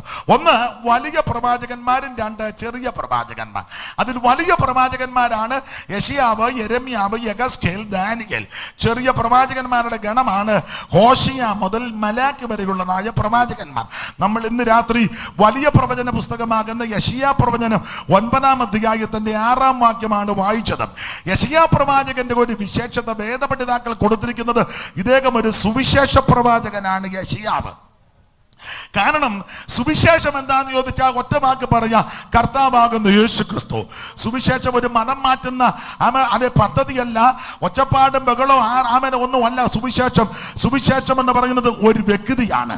അത് മറ്റാരുമല്ല, കർത്താവാകുന്ന യേശു ക്രിസ്തു. ദാവീദിന്റെ സന്തതിയായി ജനിച്ച് മരിച്ച് അടക്കപ്പെട്ട് ഉയർത്തെഴുന്നേറ്റ നസറേയനാകുന്ന യേശു ക്രിസ്തുവിനെ ഓർത്തുകൊള്ളുക. അതാകുന്നു ഞങ്ങളുടെ സുവിശേഷം. ആ സുവിശേഷമാണ് ക്രിസ്തു. ആ ക്രിസ്തുവിനെ പറ്റിയാണ് യെശയ്യാ പ്രവാചകൻ ഏറെ പ്രവചിച്ചിരിക്കുന്നത്. അതുകൊണ്ട് വേദപണ്ഡിതാക്കൾ യെശയ്യാവിന് കൊടുത്തിരിക്കുന്ന വിശേഷണമായ ഒരു പദം, ഇദ്ദേഹം ഒരു സുവിശേഷ പ്രവാചകനാണ്.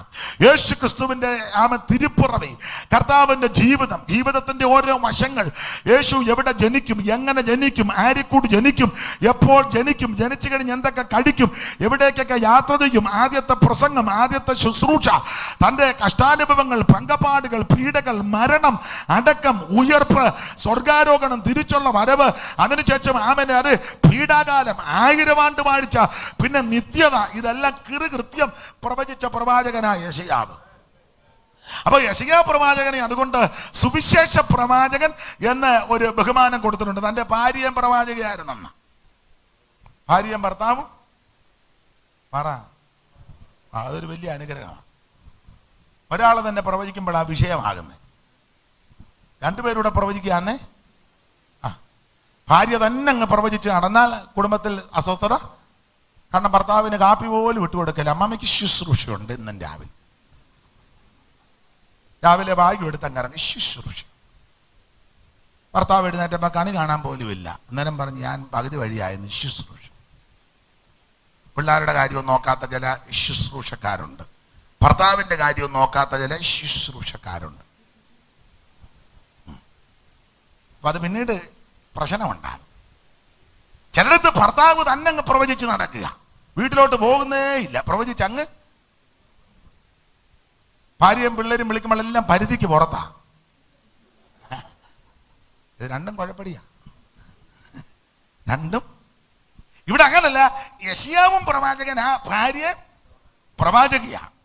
ഒരു കൊച്ചുമൊക്കെ ഉണ്ടായി മകരശാലയിൽ ഹാഷ് ബസ്. അതെ, അപ്പൊ ഈ പ്രവാചകൻ സുവിശേഷ പ്രവാചകനാ, ദൈവത്തിന് മഹത്വം. അദ്ദേഹം യേശു ക്രിസ്തുവിന്റെ തിരുപ്പിറവിയെ ആത്മാവിൽ ദർശിച്ച് പ്രവചിച്ച പല ഭാഗമുണ്ട്. അതിലൊരു ഭാഗമാണ് ഇന്ന് രാത്രി കുറുവാക്യമായിട്ട് ഇവിടെ വായിച്ചത്. നമുക്ക് ഒരു ശിശു ജനിച്ചിരിക്കുന്നു, നമുക്കൊരു മകൻ നൽകപ്പെട്ടിരിക്കുന്നു. പിന്നെ ഈ രണ്ടുപേർക്ക് മൈക്ക് തന്നെ എന്തിനാ? നമുക്കൊരു ശിശു ജനിച്ചിരിക്കുന്നു, നമുക്ക് ഒരു ശിശു ജനിച്ചിരിക്കുന്നു, നമുക്കൊരു മകൻ നൽകപ്പെട്ടിരിക്കുന്നു, നമുക്കൊരു മകൻ നൽകപ്പെട്ടിരിക്കുന്നു. ആധിപത്യം അവന്റെ തോളിൽ, ആധിപത്യം അവന്റെ തോളിലിരിക്കും. പിന്നെ അവൻ അത്ഭുതമന്ത്രി. നമ്മുടെ കർത്താവാകുന്ന മിശിഹാനപുരാൻ ജനിക്കുന്നതിന് 1750 വർഷം മുൻപ് ആത്മാവിൽ ദർശിച്ച് പ്രവചിച്ച പ്രവചന സൂക്തമായ യേശുവിനെ പറ്റി. ആ യേശുവിന് വിശേഷതകൾ ഒത്തിരിയുണ്ട്. അതിലൊരു വിശേഷണ പദമാണ് ഇന്ന് രാത്രി എന്നെ പിടിച്ചു കുളിക്കത്. അവിടുന്ന് അത്ഭുതമന്ത്രിയാ.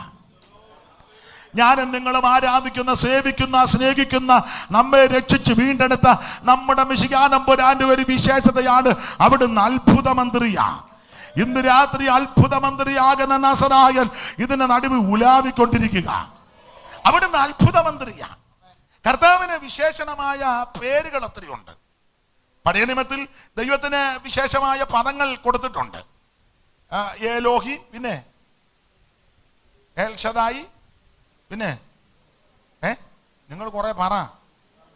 ഇമ്മാനുവേല്, യഹോവ ശമ്മ, യഹോവ ഷാല്, യഹോവ ഇരേ, യഹോവ റാഫ, പിന്നെ എൽഷദായി. അതാ, പ്രൈസ് ദി ലോർഡ്. വിശേഷണമായ ഒത്തിരി പദങ്ങൾ കൊടുത്തിട്ടുണ്ട്. സാറ് കൊടുത്തിരിക്കുന്ന ഒരു പ്രയോഗമുണ്ട് ഇങ്ങനെ: ഇലോഗി ശദ്ധായി യു യലോഗി അഡോണായി വിലോപമെന്യേ യാഗ്വേ യഹോവയാകുന്നല്ല. മോശീയ ഗ്രന്ഥങ്ങളിൽ പറഞ്ഞിട്ടുള്ള നാമം ഈശനാൽ പ്രകർഷിതമെന്നേ വേണ്ടു. അപ്പോൾ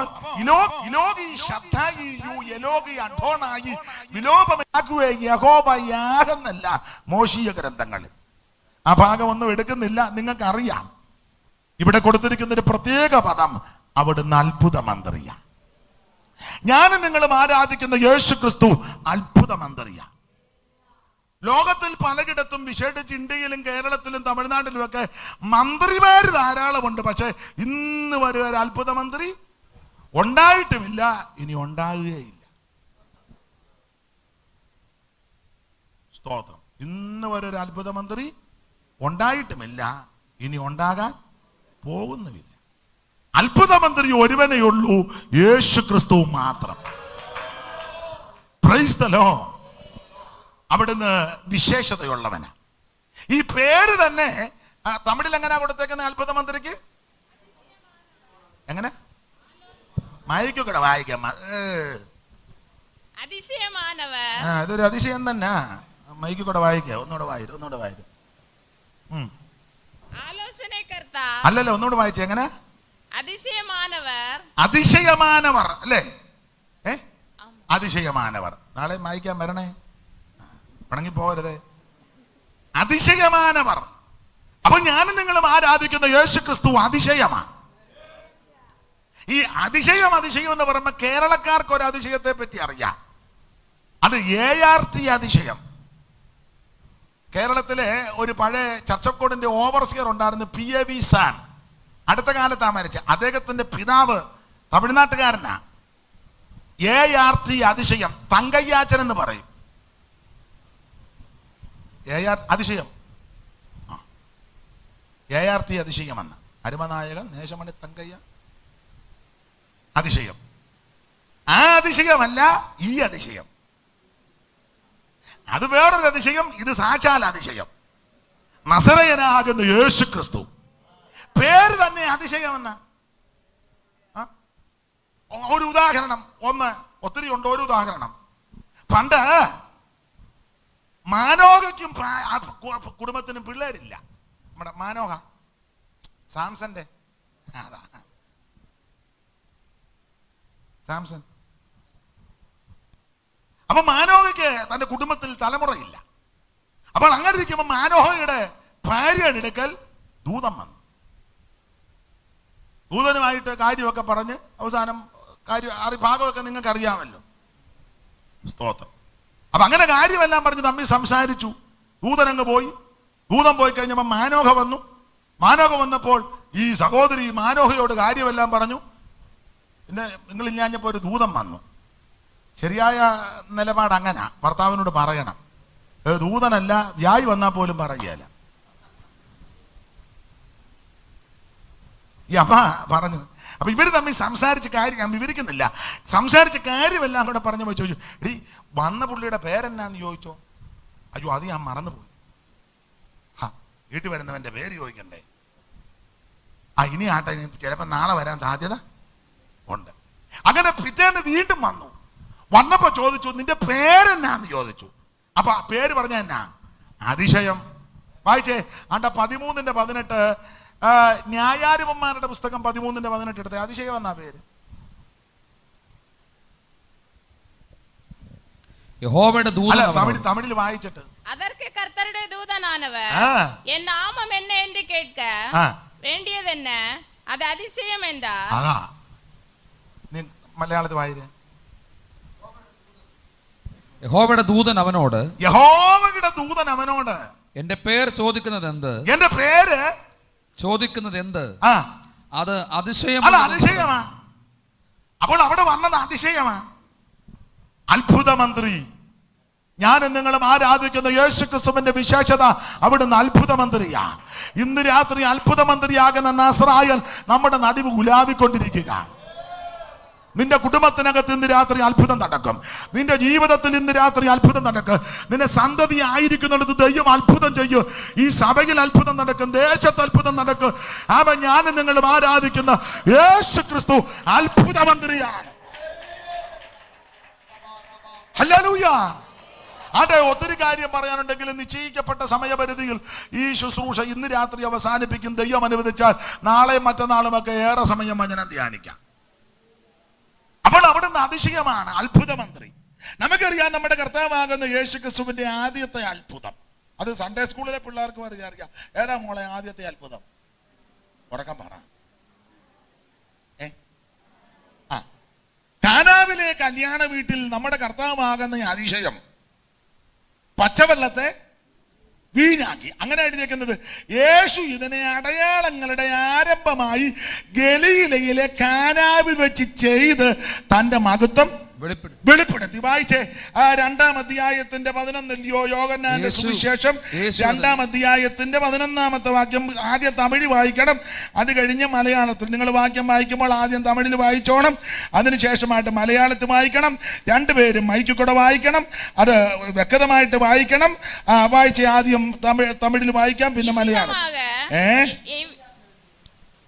3-ാം നാളിലെ വായിച്ചോ. ഗലീലയിലുള്ള കാനാവൂരിലെ ഒരു കല്യാണം നടന്നത്. അത് നടന്നോട്ടെ, എനിക്കെതിരൊന്നുമില്ല. പക്ഷെ 11-ാമത്തെ വാക്യം വായിര്. 11. இவ்விதமாக இயேசு இந்த முதலாம் அற்புதத்தை கலிலியாவிலுள்ள கானாவூரிலே செய்து தம்முடைய மகிமையை வெளிப்படுத்தினார். അപ്പൊ യേശു ക്രിസ്തു ഇതിനെ അടയാളങ്ങളുടെ ആരംഭമായി ചെയ്തെന്നാ മലയാളത്തിൽ വായിച്ചേ. യേശു ഇതിനെ അടയാളങ്ങളുടെ ആരംഭമായി ഗലീലയിലെ കാനാവിൽ വെച്ച് ചെയ്ത് തന്റെ മഹത്വം വെളിപ്പെടുത്തി. കർത്താവിന്റെ മഹത്വം ഗലീലയിലെ കാനാവിൽ വെച്ച് ചെയ്ത് തന്റെ മഹത്വം വെളിപ്പെടുത്തി. ഇത് ആദ്യത്തെ അത്ഭുതമാണ് യേശു ക്രിസ്തുവിന്റെ. നമ്മുടെ കർത്താവാകുന്ന യേശു ക്രിസ്തു ജഡാവതാരമെടുത്ത് വചനം ജഡമായി കൃപയും സത്യവും നിറഞ്ഞവനായി നമ്മുടെ ഇടയിൽ പാർത്ത് ഈ ഭൂമിയിൽ അവിടുന്ന് കന്യാസൂനുമായി പിറന്ന് ആമ 12 വയസ്സ് വരെ വീട്ടിൽ നിന്ന് ഒടുവിൽ 12ാമത്തെ വയസ്സിൽ പള്ളിയിൽ ചെന്ന് പരീശൻ ശാസ്ത്രിമാരുടെ നാവടക്കത്തക്ക നിലകളിൽ ന്യായപ്രമാണത്തിൽ നിന്ന് ഉച്ചരിച്ചു. അവർ ശാസ്ത്രിമാരൊക്കെ അമ്പരന്ന് പോയി. വർഷങ്ങളായിട്ട് അവർ പഠിച്ചൂപ്പാട് വന്നിട്ട് പോലും ഒക്കുന്നില്ല. അപ്പം 12ാമത്തെ വയസ്സിൽ ചെറുക്കൻ അവിടെ ചെന്ന് കയറിയിരുന്ന് ഒരു ചോദ്യം ചോദിച്ചപ്പോൾ അതിന് മറുപടിയും കൊടുത്ത് തിരിച്ച് അങ്ങോട്ട് ചോദ്യമൊക്കെ ഇട്ട് കഴിഞ്ഞപ്പോൾ ശാസ്ത്രിമാർ അമ്പരന്ന് പോയി. 12ാം വയസ്സിങ്കൽ യേശുവേ നീ നിന്റെ തന്തതല്ലയോടൊരുമി ചീജകേന. 12ാം വയസ്സിങ്കൽ യേശുവേ നീ നിന്റെ തന്തതല്ലയോടൊരുമി ചീജകേന. സംപ്രതിപതിച്ച വീട് കണ്ട ശാസ്ത്രി വൈര്യരോട് ധർമ്മഭാഷണം നടത്തിയേ മോദിച്ചും നീ സിയോൻ മണവാളനെ. ശ്രീ നരപതിയെ സിയോൻ മണവാളനെ. നാശപാത്രമായ ലോകം ആകെയുത്തരിപ്പതിന് കന്യകയിൽ ജാതനായി വന്ന ശ്രീ നരപതിയെ സിയോൻ മണവാളനെ. അതിന്റെ വോളിയം ഇച്ചിരി താഴ്ത്തി നിർത്തണം. എൻ്റെ പാട്ട് എനിക്ക് കൊണ്ട് സുഖമാണ്. നിങ്ങൾ തമ്മിൽ എന്തെങ്കിലും ധാരണയുണ്ടോ? ഇത് പറഞ്ഞെന്നോർത്ത് എൻ്റെത് കുറയ്ക്കുകയും ചെയ്യരുത്. എനിക്ക് മനസ്സിലാകും. എനിക്ക് പറയാനറിയാമെങ്കിലും എന്തെങ്കിലും കൃത്രിമം കാണിച്ച പെട്ടെന്ന് എനിക്ക് പിടികിട്ടും. അപ്പം നമ്മൾ 4 പേര് ഒരു ധാരണ വേണം. ഇന്നും നാളെ ഇവിടെ നിൽക്കാം. ഇത് പരുവക്കേടാണ്. 12ാം വയസ്സിങ്കൽ യേശുവേ നീ നിന്റെ തന്തതല്ലയോടൊരുമി ചീജകേന. 12ാം വയസ്സിങ്കൽ യേശുവേ നീ നിന്റെ തന്തതല്ലയോടൊരുമി ചീജകേന. സംപ്രതിപതിച്ച വീട് കണ്ട ശാസ്ത്രി വൈര്യരോട് ധർമ്മഭാഷണം നടത്തിയേ മോദിച്ചും നീ സിയോൻ മണവാളനെ. ശ്രീ നരപതിയെ സിയോൻ മണവാളനെ. നാശപാത്രമായ ലോകം ആകെയുത്തരിപ്പതിന് കന്യകയിൽ ജാതനായി വന്ന ശ്രീ നരപതിയെ സിയോൻ മണവാളനെ. ശ്രീ നരപതിയെ സിയോൻ മണവാളനെ. ശ്രീ നരപതിയെ സിയോൻ മണവാളനെ. അപ്പൊ ശ്രദ്ധിക്കുക, ആ അതിശയ മന്ത്രി, അത്ഭുത മന്ത്രി ഈ പരുവത്തിന് പോണം. നന്നായിരിക്കും. ദൈവത്തിന് മഹത്വം. അപ്പൊ ശ്രദ്ധിക്കുക, കാനാവിലെ കല്യാണ വീട്ടിൽ യേശു ആദ്യത്തെ അത്ഭുതം ചെയ്തു. അതാണ് 2:11 യേശു ഇതിനെ അടയാളങ്ങളുടെ ആരംഭമായി ഗലീലയിലെ കാനാവിൽ വെച്ച് ചെയ്ത് തന്റെ മഹത്വം വെളിപ്പെടുത്തി. ഈ ഗലീലയിലെ കാനാവിൽ വെച്ച് ആദ്യത്തെ അത്ഭുതം ചെയ്യുന്നത് ഗലീലയിലെ കാന. അതെന്തിനായി കാനായി വെച്ച് തന്നെ ആദ്യത്തെ അത്ഭുതം? വേറെ എങ്ങും അത്ഭുതം ചെയ്യാനത്തില്ലേ? വേറെ എത്രയോ സ്ഥലം കിടപ്പുണ്ട്. ഏതെല്ലാം സ്ഥലമുണ്ട് പലസ്തീനിൽ. പിന്നെ ആദ്യത്തെ അത്ഭുതം ഈ കാനായി തന്നെ വരാൻ കാര്യം അല്ല. എന്റെ ഭാഷയിൽ വചനത്തെ കൂട്ടുപിടിച്ച് പറഞ്ഞാൽ ഒരു പ്രവചനത്തിന്റെ നിവൃത്തിയാണ് കാനായി തന്നെ തുടങ്ങാൻ കാര്യം. കാരണം മുമ്പേ പറഞ്ഞ ഭാഗത്തേക്ക് ഒന്നുകൂടെ വരാം. ഗോത്രപിതാവാകുന്ന യാക്കോബ് തന്റെ തലമുറകളെയെല്ലാം കൂടെ ഭാവികാലം സംബന്ധിച്ച് അനുഗ്രഹിച്ച് വന്ന കൂട്ടത്തിൽ ആശേർ ഗോത്രത്തോടൊരു ദൂത് പറഞ്ഞു. ആശേരോ, നിന്റെ ആകാരം പുഷ്ടിയുള്ളത്, നീ രാജകീയ സാധുഭോജനം കൊടുക്കുമെന്നാണ് 49:20 വായിച്ചേ. ആശേരുടെ ആകാരം കൊഴുമയായിരിക്കും. എന്തുവാ? കൊളുമൈ അതിന്റെ മീനിങ് അർത്ഥം എന്നാ? പുഷ്ടിയാ. ആശേരോ നിന്റെ ആകാരം പുഷ്ടിയുള്ളത്. ഒത്തു ബൈര്. രാജാക്കൾക്ക് വേണ്ടിയ രുചിവാക്കങ്ങളെ അവൻ തരുവാൻ. രാജാക്കൾക്ക് വേണ്ടിയ രുചിവർക്കങ്ങളെ, രാജഭോജനം എന്ന സ്വാദ് ഭോജനം. രാജാക്കൾക്ക് വേണ്ടിയ രുചിവർക്കങ്ങളെ അവൻ തരുവാൻ. മതി. ഇനി മലയാളത്തിൽ വായിരും. ആശേരോ അവന്റെ ആഹാരം പുഷ്ടിയുള്ളത്. ആശേരോ അവന്റെ ആഹാരം പുഷ്ടിയുള്ളത്. അവൻ രാജകീയ സ്വാദുഭോജനം നൽകും. അവൻ രാജകീയ സാധുഭോജനം നൽകും. മതി. അപ്പൊ ആശേറിനോട് ഗോത്രപിതാവാകുന്ന യാക്കോബ് മരിക്കുന്നതിന് മുമ്പ് പറഞ്ഞൊരു പ്രകടനമാ, നീ രാജാവിന്റെ രാജഭോജനം കൊടുക്കും, രാജകീയ സാധുഭോജനം കൊടുക്കും, പുഷ്ടിയുള്ള ആഹാരം കൊടുക്കും. ഈ പ്രവചനം ഇങ്ങനെ കിടക്കുക. അതിനുശേഷമായിട്ട് യാക്കോബ് മരിച്ചു. ഇവര് മിസ്രയീമൊക്കെ വന്നു. മിസ്രയീമിൽ നിന്ന് പുറപ്പെട്ട് കനാനിലെത്തി. കനാനിലേക്ക് കുടിയേറി കഴിഞ്ഞപ്പോൾ ഗോത്രങ്ങൾക്ക് ദേശമെല്ലാം കൂടെ പകുത്ത് കൊടുത്തപ്പോൾ ആശേർ ഗോത്രത്തിന് കിട്ടിയ അവകാശ ഭൂമിയിൽപ്പെട്ടതാണ് കാന. അതുകൊണ്ട് ആ സൂക്ഷം കാനായിലെ അത്ഭുതം ആദ്യം ചെയ്തത്. ആശേർ മക്കൾക്ക് അവകാശമായി കൊടുത്ത ഭൂമി പെട്ടതാണ് കാന.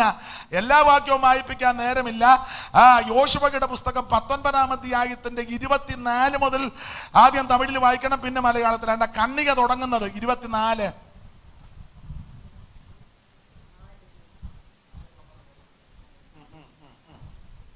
തമിഴിലൊന്ന് വായിച്ചേ ആദ്യം. ഇസ്രായേൽ പുത്രരെ നോക്കി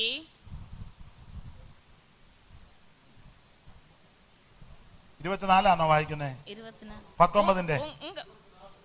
ഉங்கள் ദേവനായ കർത്താർ. യോശുവയുടെ പുസ്തകമാണോ എടുത്തേക്കുന്നേ? 5-ാം സീറ്റ് ആശേർ മക്കൾക്കാണ്. വായിച്ചു. 19-24. യോശുവയുടെ പുസ്തകം 9 ആയിരിക്കും എടുത്തത്. പാവം. 19-24, 19-24. എന്നാലും നല്ല കൃത്യമായിട്ടാ വായിക്കുന്നേ. 5-ാം നാട്ട് ആസോർ പുത്രരുடைய கோத்திரத்துக்கு விழுந்தது.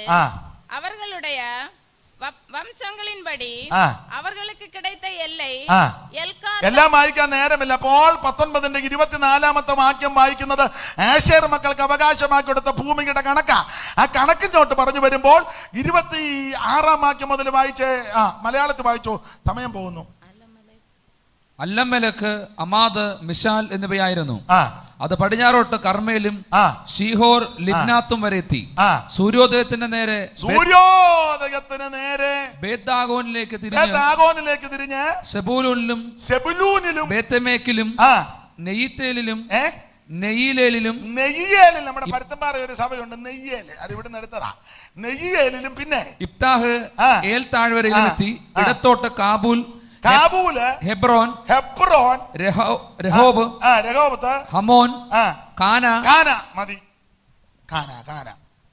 അപ്പോൾ ആശേർ മക്കൾക്ക് അവകാശമായി കൊടുത്ത ഭൂമിയാണ് കാന. യോഹന്നാന്റെ സുവിശേഷം 2-ാം അധ്യായത്തിൽ 3-ാം നാൾ ഗലിയിലെ കാനായി കല്യാണം ഉണ്ടായി. അപ്പൊ ഈ കാനാവിൽ വെച്ചാണ് 2:11 ആദ്യത്തെ അത്ഭുതം ചെയ്തത്. പച്ചവെള്ളത്തെ വീഞ്ഞാക്കി. അത് രാജകീയ ഭോജനം അങ്ങ് കൊടുത്തു. അതല്ലേ ഈ പച്ചവെള്ളം വീഞ്ഞാക്കി അത് കുടിച്ചവന്മാര് പറഞ്ഞു, ഇത് നേരത്തെ ഇത്ര വീര്യമുള്ളത്. അത് രാജകീയ സാധുഭോജനം കൊടുത്തു. കാനായിലെ കല്യാണ നാളിൽ, കാനായിലെ കല്യാണ നാളിൽ ശുദ്ധ ജലത്തെ വീഞ്ഞാക്കി തീർത്ത, ശുദ്ധ ജലത്തെ വീഞ്ഞാക്കി തീർത്ത കരുണാനിധിയെ കനിയണം ദിനവും, കരുണാനിധിയെ കനിയണം ദിനവും. ദേവാ ദേവാ ത്രിലോകനാഥ, ദേവാ ദേവാ ത്രിലോക. കാനായിലെ കല്യാണ നാളിൽ, കാനായിലെ കല്യാണ നാളിൽ ശുദ്ധ ജല കരുണാനിധിയെ കനിയേണം ദിനവും, കരുണാനിധിയെ കനിയേണം. അതെ, ഓടിച്ചു പോകാം. അപ്പൊ ആദ്യത്തെ അത്ഭുതം കാനാവിലെ കല്യാണ വീട്ടിൽ പച്ചവെള്ളത്തെ വീഞ്ഞാണ്.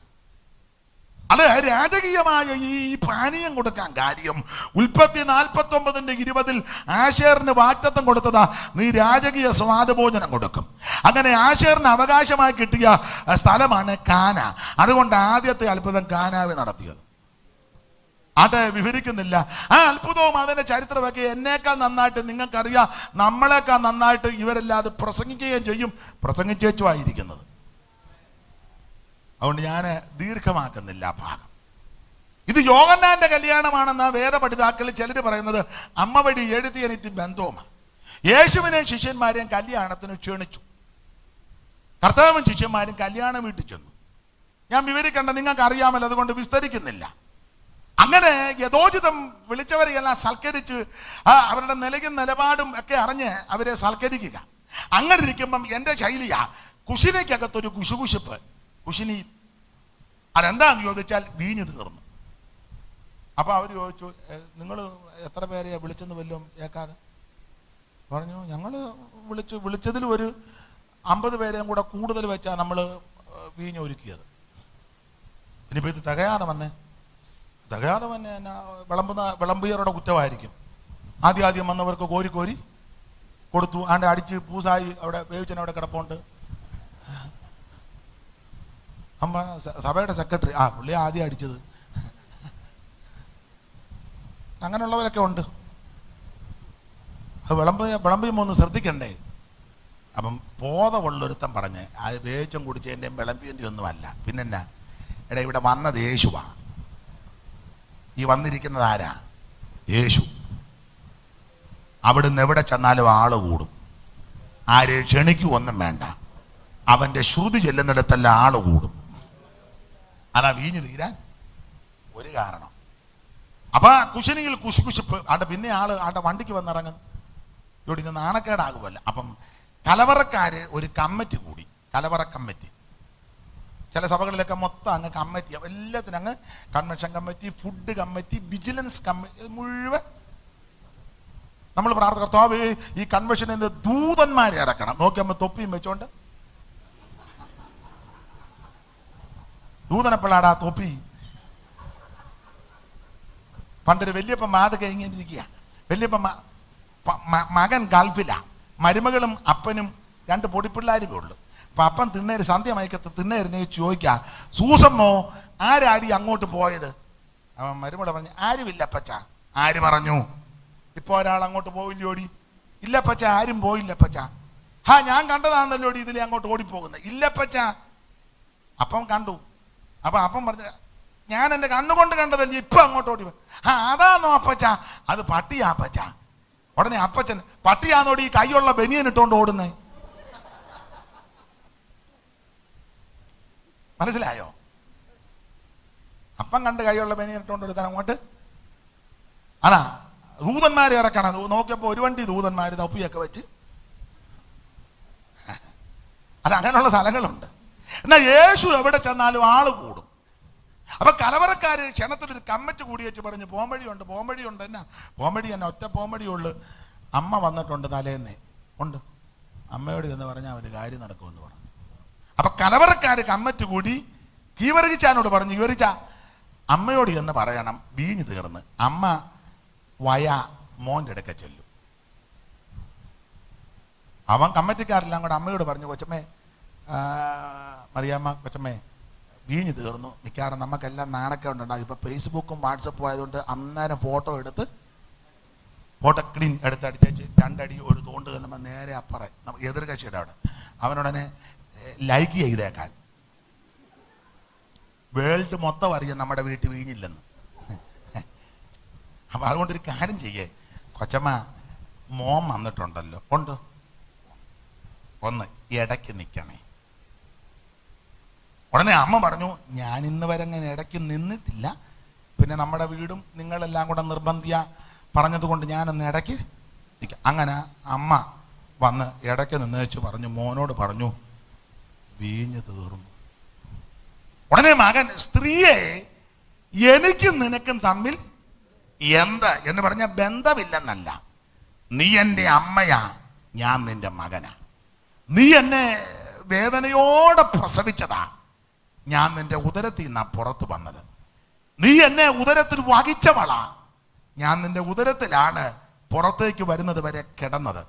നീ കന്യകയായിരുന്നു, ഞാൻ ഉദരത്തിൽ വരുന്നതിന് മുൻപ് വരെ ഞാൻ കന്യാസൂനുമായിട്ടാണ് ഇവിടെ ജനിച്ചത്. നീ മാന്യായ ഒരു വനിതയായിരുന്നു, ഞാൻ നിന്റെ മകനായിട്ട് ഈ ഭൂമിയിൽ അവതരിച്ചു. സ്ത്രീയുടെ സന്തതി അങ്ങനെ തന്നെ എന്നെ അറിയുന്നതും അതൊക്കെ സത്യമാ. നീ മാന്യമായ വനിതയാ, നല്ല സ്ത്രീയാ, നല്ല അമ്മയാ, ബഹുമാനിക്കപ്പെട്ടവള, ഭാഗ്യവതിയ, ആദരിക്കപ്പെട്ടവള, യോഗ്യ, എല്ലാം കൊണ്ടും നീ നല്ലതാ. നീ എൻ്റെ അമ്മയാ, ഞാൻ നിന്റെ മകനാ. പക്ഷേ സ്ത്രീയെ എനിക്കും നിനക്കും തമ്മിൽ എന്താ എന്ന് ചോദിക്കാൻ കാര്യം ഞാൻ അങ്ങ് പറയാം. അർത്ഥം ഇത്രയേ ഉള്ളൂ, ആവശ്യക്കാരി വീട്ടുകാരാ, നീ എന്തിനാ ഇതിനിടയ്ക്ക് വന്ന് നിൽക്കുന്നേ? ആവശ്യക്കാര് വീട്ടുകാരല്ലേ? എന്റെ നാഴിക ഇതുവരെ വന്നിട്ടില്ല.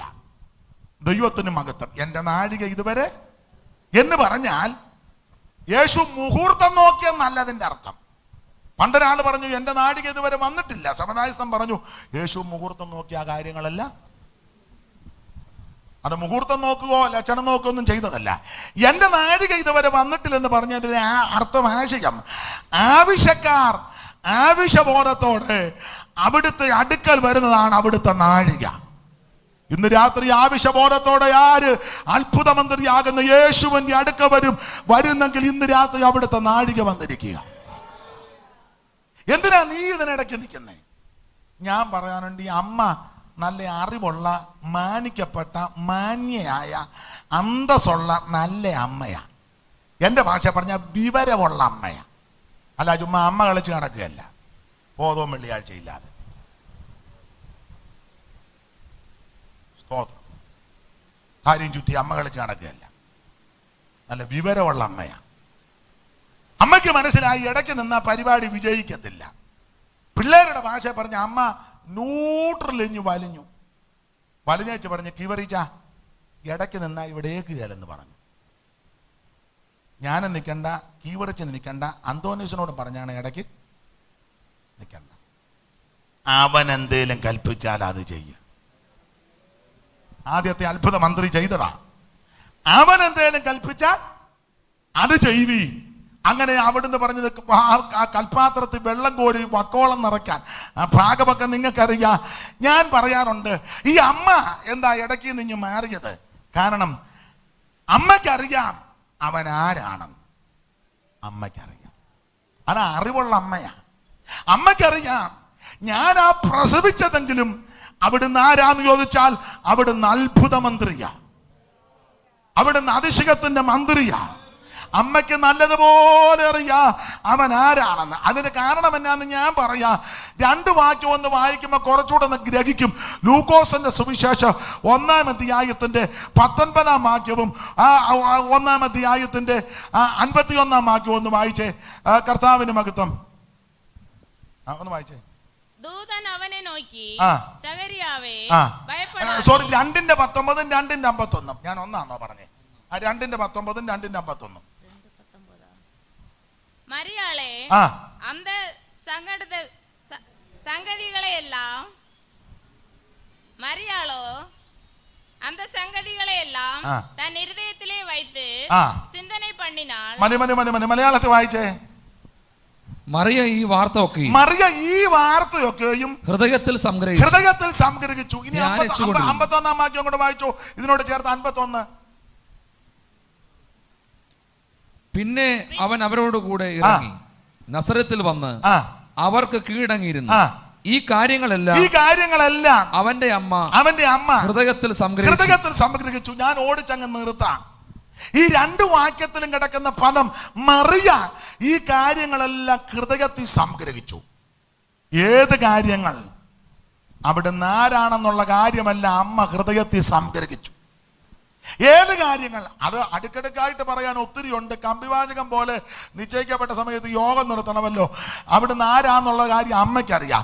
ഒന്ന് ഹൃദയത്തിൽ സംഗ്രഹിച്ചത് 6-ാം മാസത്തിൽ ഗബ്രിയേൽ മാലാഖ നസറേത്ത് വന്ന് അമ്മയ്ക്ക് പ്രത്യക്ഷപ്പെട്ട് പറഞ്ഞ് കൃപ ലഭിച്ചവളെ നിനക്ക് വന്ദനം. ഞാൻ വിവരിക്കുന്നില്ല. വന്ദനം കേട്ട മറിയ ആശ്ചര്യപ്പെട്ടപ്പോൾ ദൂതൻ പറഞ്ഞ് പേടിക്കണ്ട, ഞാൻ ഗബ്രിയേലാ, നീ ഒരു കുഞ്ഞിന് ജന്മം കൊടുക്കാൻ പോകയാ. പേടിച്ചെങ്കിലും മറിയ മറുചോദ്യം ചോദിച്ചു, പുരുഷനെ അറിയാകിയാൽ ഇതെങ്ങനെ സംഭവിക്കും? ദൂതന്റെ മറുപടി, മറിയം, ഇത് പുരുഷന്റെ ഇഷ്ടത്താലും മനുഷ്യന്റെ ഇഷ്ടത്താലുമല്ല, അത്യുന്നതന്റെ ശക്തി നിന്റെ മേൽ നെടലിടും, പരിശുദ്ധാത്മാവ് നിന്റെ മേൽ വരും. ഈ 2 ശക്തികൾ നിന്റെ ഉദരത്തിൽ സമ്മേളിക്കുമ്പോൾ ഒരു പുരുഷ പ്രജ നിന്റെ ഉദരത്തിൽ ഉരുവാകും. മത്തായി എഴുതിയിരിക്കുന്നത് ആ ഉരുവാകുന്ന പുരുഷപ്രതയുടെ 1-ാമത്തെ വിശേഷത, അവിടുന്ന് മാനവജനതയെ അവരുടെ പാപങ്ങളിൽ നിന്ന് രക്ഷിപ്പാനിരിക്കൊണ്ട് അവൻ യേശുവെന്ന് പേരിടണം. ഈ കാര്യം മറിയ ഹൃദയത്തിൽ സംഗ്രഹിച്ചു. മറിയത്തിനറിയാ ഈ ഇരിക്കുന്നവൻ ആരാണെന്ന് ചോദിച്ചാൽ, മാനവജനതയെ പാപത്തിൽ നിന്ന് രക്ഷിക്കുന്നവൻ യേശു ക്രിസ്തു മാത്രമാണ്. പാപത്തിന് മോചനം തരുന്നവൻ യേശു ക്രിസ്തു മാത്രമാണ് രക്ഷിതാവ്. മറ്റൊരുത്തനിലും രക്ഷയില്ല. ഇന്ന് രാത്രി ഈ കാര്യം ഹൃദയത്തിൽ സംഗ്രഹിച്ച് പോകുന്നവർക്കും അംഗീകരിക്കുന്നവർക്ക് ഇന്ന് രാത്രി രക്ഷയാ. ഹല്ലേലൂയ. ഞാൻ ദീർഘമാക്കുന്നില്ല, സമയത്തെ ഭയപ്പെടുന്നത് കൊണ്ടാണ്. കർത്താവിന് മകത. അപ്പോൾ അവൻ പാപത്തിൽ നിന്ന് നമ്മെ രക്ഷിക്കുന്നവനാ. ഹൃദയത്തെ സംഗ്രഹിച്ചു. ദൂരം പറഞ്ഞതുപോലെ മറിയം ഗർഭവതിയായി. പ്രസവകാലം തികഞ്ഞു. കാലം തികഞ്ഞപ്പോൾ കൃത്യത്തിന് മറിയം ക്രിസ്തുവിനെ പ്രസവിച്ചു. ആ കൃത്യത്തിന് കാലസമ്പൂർണതയിൽ പ്രസവകാലം തികഞ്ഞു. ഇങ്ങനെയുള്ള പദം എന്ന് പറഞ്ഞ കണക്ക് തെറ്റി ജനിച്ചയാളല്ല ക്രിസ്തു. കൃത്യത്തിനായിരുന്നു ക്രിസ്തുവിന്റെ തിരുപ്പിറവി. ഞാനും നിങ്ങളും എല്ലാം കണക്ക് തെറ്റി വന്നതാ. നമ്മുടെ ആ മോന്തയും നോട്ടോ ഇരിപ്പൊക്കെ കാണുമ്പോൾ അറിയാം, ഇതൊന്നും കണക്കിനും കാര്യത്തിനും ഒന്നും വന്നതേ. പിന്നെ കുളിപ്പിച്ച തള്ള ഒരുമാതിരി ചൊവ്വുള്ളത് കൊണ്ടാ മൂക്കിന് 2 തുളയെങ്കിലും അവർ പിടിച്ച് തിരുമ്മി പിന്നെ കാലുമെല്ലാം വളഞ്ഞിരുന്നത്. അവര് പിന്നെ എണ്ണയെല്ലാം ഇട്ട് തൂത്ത് അങ്ങോട്ടും ഇങ്ങോട്ടൊന്ന് ഉലുത്തി ഇപ്പം ഏതാണ്ട് ഒരു പരുവത്തിനൊക്കെ വന്നിരിക്കുക. എന്നിട്ടും കണ്ണാടി നോക്കിയാൽ ചരിശം കയറിയ യോഗത്തിന് വന്ന് കണക്ക് തെറ്റി വന്നതാണ്. എന്നാൽ ക്രിസ്തു കൃത്യത്തിനായിരുന്നു തിരുപ്പിറവി.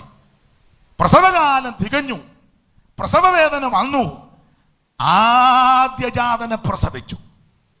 ആ പ്രസവിച്ച് എങ്ങ് ഇടം കിട്ടിയില്ല കുട്ടിയെ ഒന്ന് കിടത്താൻ. വടിയമ്പലത്തിലും സ്ഥലം കിട്ടിയില്ല. ഒടുവിൽ കിട്ടിയത് പശുത്തൊട്ടിയില്ല. ആ പശു കൂട്ടിക്കൊണ്ടുവന്ന്, കന്നുകാലി കൂട്ടിക്കൊണ്ടുവന്ന് ശീലക ചുറ്റി ക്രിസ്തുവിനെ കിടത്തി. അന്നേരം ആട്ടിടയന്മാർക്ക് പ്രത്യക്ഷത. ആട്ടിടയന്മാർ പെട്ടെന്നൊരു മിന്നലുമൊക്കെ ഉണ്ടായി. ഒരൊറ്റ മിന്നലിന് ഇടയന്മാർ ചാടി എഴുന്നേറ്റ്. ഒറ്റ മിന്നലിന് എഴുന്നേറ്റ്. ഒരു മിന്നല്. വെളിം പ്രദേശത്ത് ആടിനെ തീറ്റി വിശ്രമിച്ചവർക്ക് ഒരു മിന്നൽ വന്നപ്പോൾ യുവത്വങ്ങളെല്ലാം കൂടെ ചാടി എഴുന്നേറ്റ് ഒരു പാട്ട്, ഗാനാലാപം. ദൂതന്മാരുടെ അത്യുന്നതങ്ങൾ ദൈവത്തിന് മഹത്വം, ഭൂമിയിൽ ദൈവപ്രസാദമുള്ള മനുഷ്യർക്ക് സമാധാനം, സർവ്വജനത്തിനും ഉണ്ടാകുവാനുള്ള ഒരു മഹാസന്തോഷം ഞങ്ങൾ നിങ്ങളോട് സുവിശേഷിക്കുന്നു. ഈ പാട്ടും ഈ കൊട്ടും കേട്ടപ്പോൾ തന്നെ ആട്ടിടയന്മാർ വടിയുമെടുത്ത് അവർ പോയി യേശുവിനെ കാണാൻ പോയി. വന്നപ്പോൾ ഇങ്ങനെ പശുത്തൊട്ടിയിൽ അമ്മ അടുത്ത് കിടക്കുക, അമ്മയും മോനും അടുത്തടുത്ത് കിടക്കുക. ആ അമ്മ ഇങ്ങനെ കിടക്കുന്നു, മോനെ അടുത്ത് കിടക്കുന്നു. സ്തോത്രം.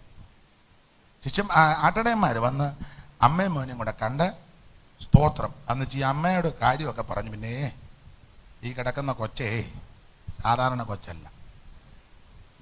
ഞങ്ങൾക്ക് ദൂതന്മാര് പ്രത്യക്ഷപ്പെട്ട് സ്വർഗീയ സൈന്യം ഒരു ഗാനം ആലോപിച്ചപ്പോൾ ആ ഗാനത്തിലൊരു പദം പറഞ്ഞു, ഇങ്ങനെ ഈ കിടക്കുന്ന കൊച്ച് സർവ്വജനത്തിനും ഉണ്ടാകുവാനുള്ള ഒരു മഹാസന്തോഷമാണ്. ഈ കാര്യവും മറിയ ഹൃദയത്തിൽ സംഗ്രഹിച്ചു. ഒന്ന്, അവൻ പാപത്തെ മോചിക്കുന്നവനാ, അത് സംഗ്രഹിച്ചു. 2, ഇവൻ സന്തോഷത്തിന്റെ നിറസാന്നിധ്യവും നിറകുടമാണ്, അതും അമ്മ ഹൃദയത്തിൽ. പിന്നെ 3 വിദ്വാൻമാര് കിഴക്കിൽ നിന്ന് വന്നെന്നാ. 3 കൂടുതലുണ്ടെന്നാ ശാസ്ത്രിമാർ. അവർക്ക് പിന്നെ മിന്നലൊന്നും കൊടുത്താൽ ഏക്കുകയല്ല.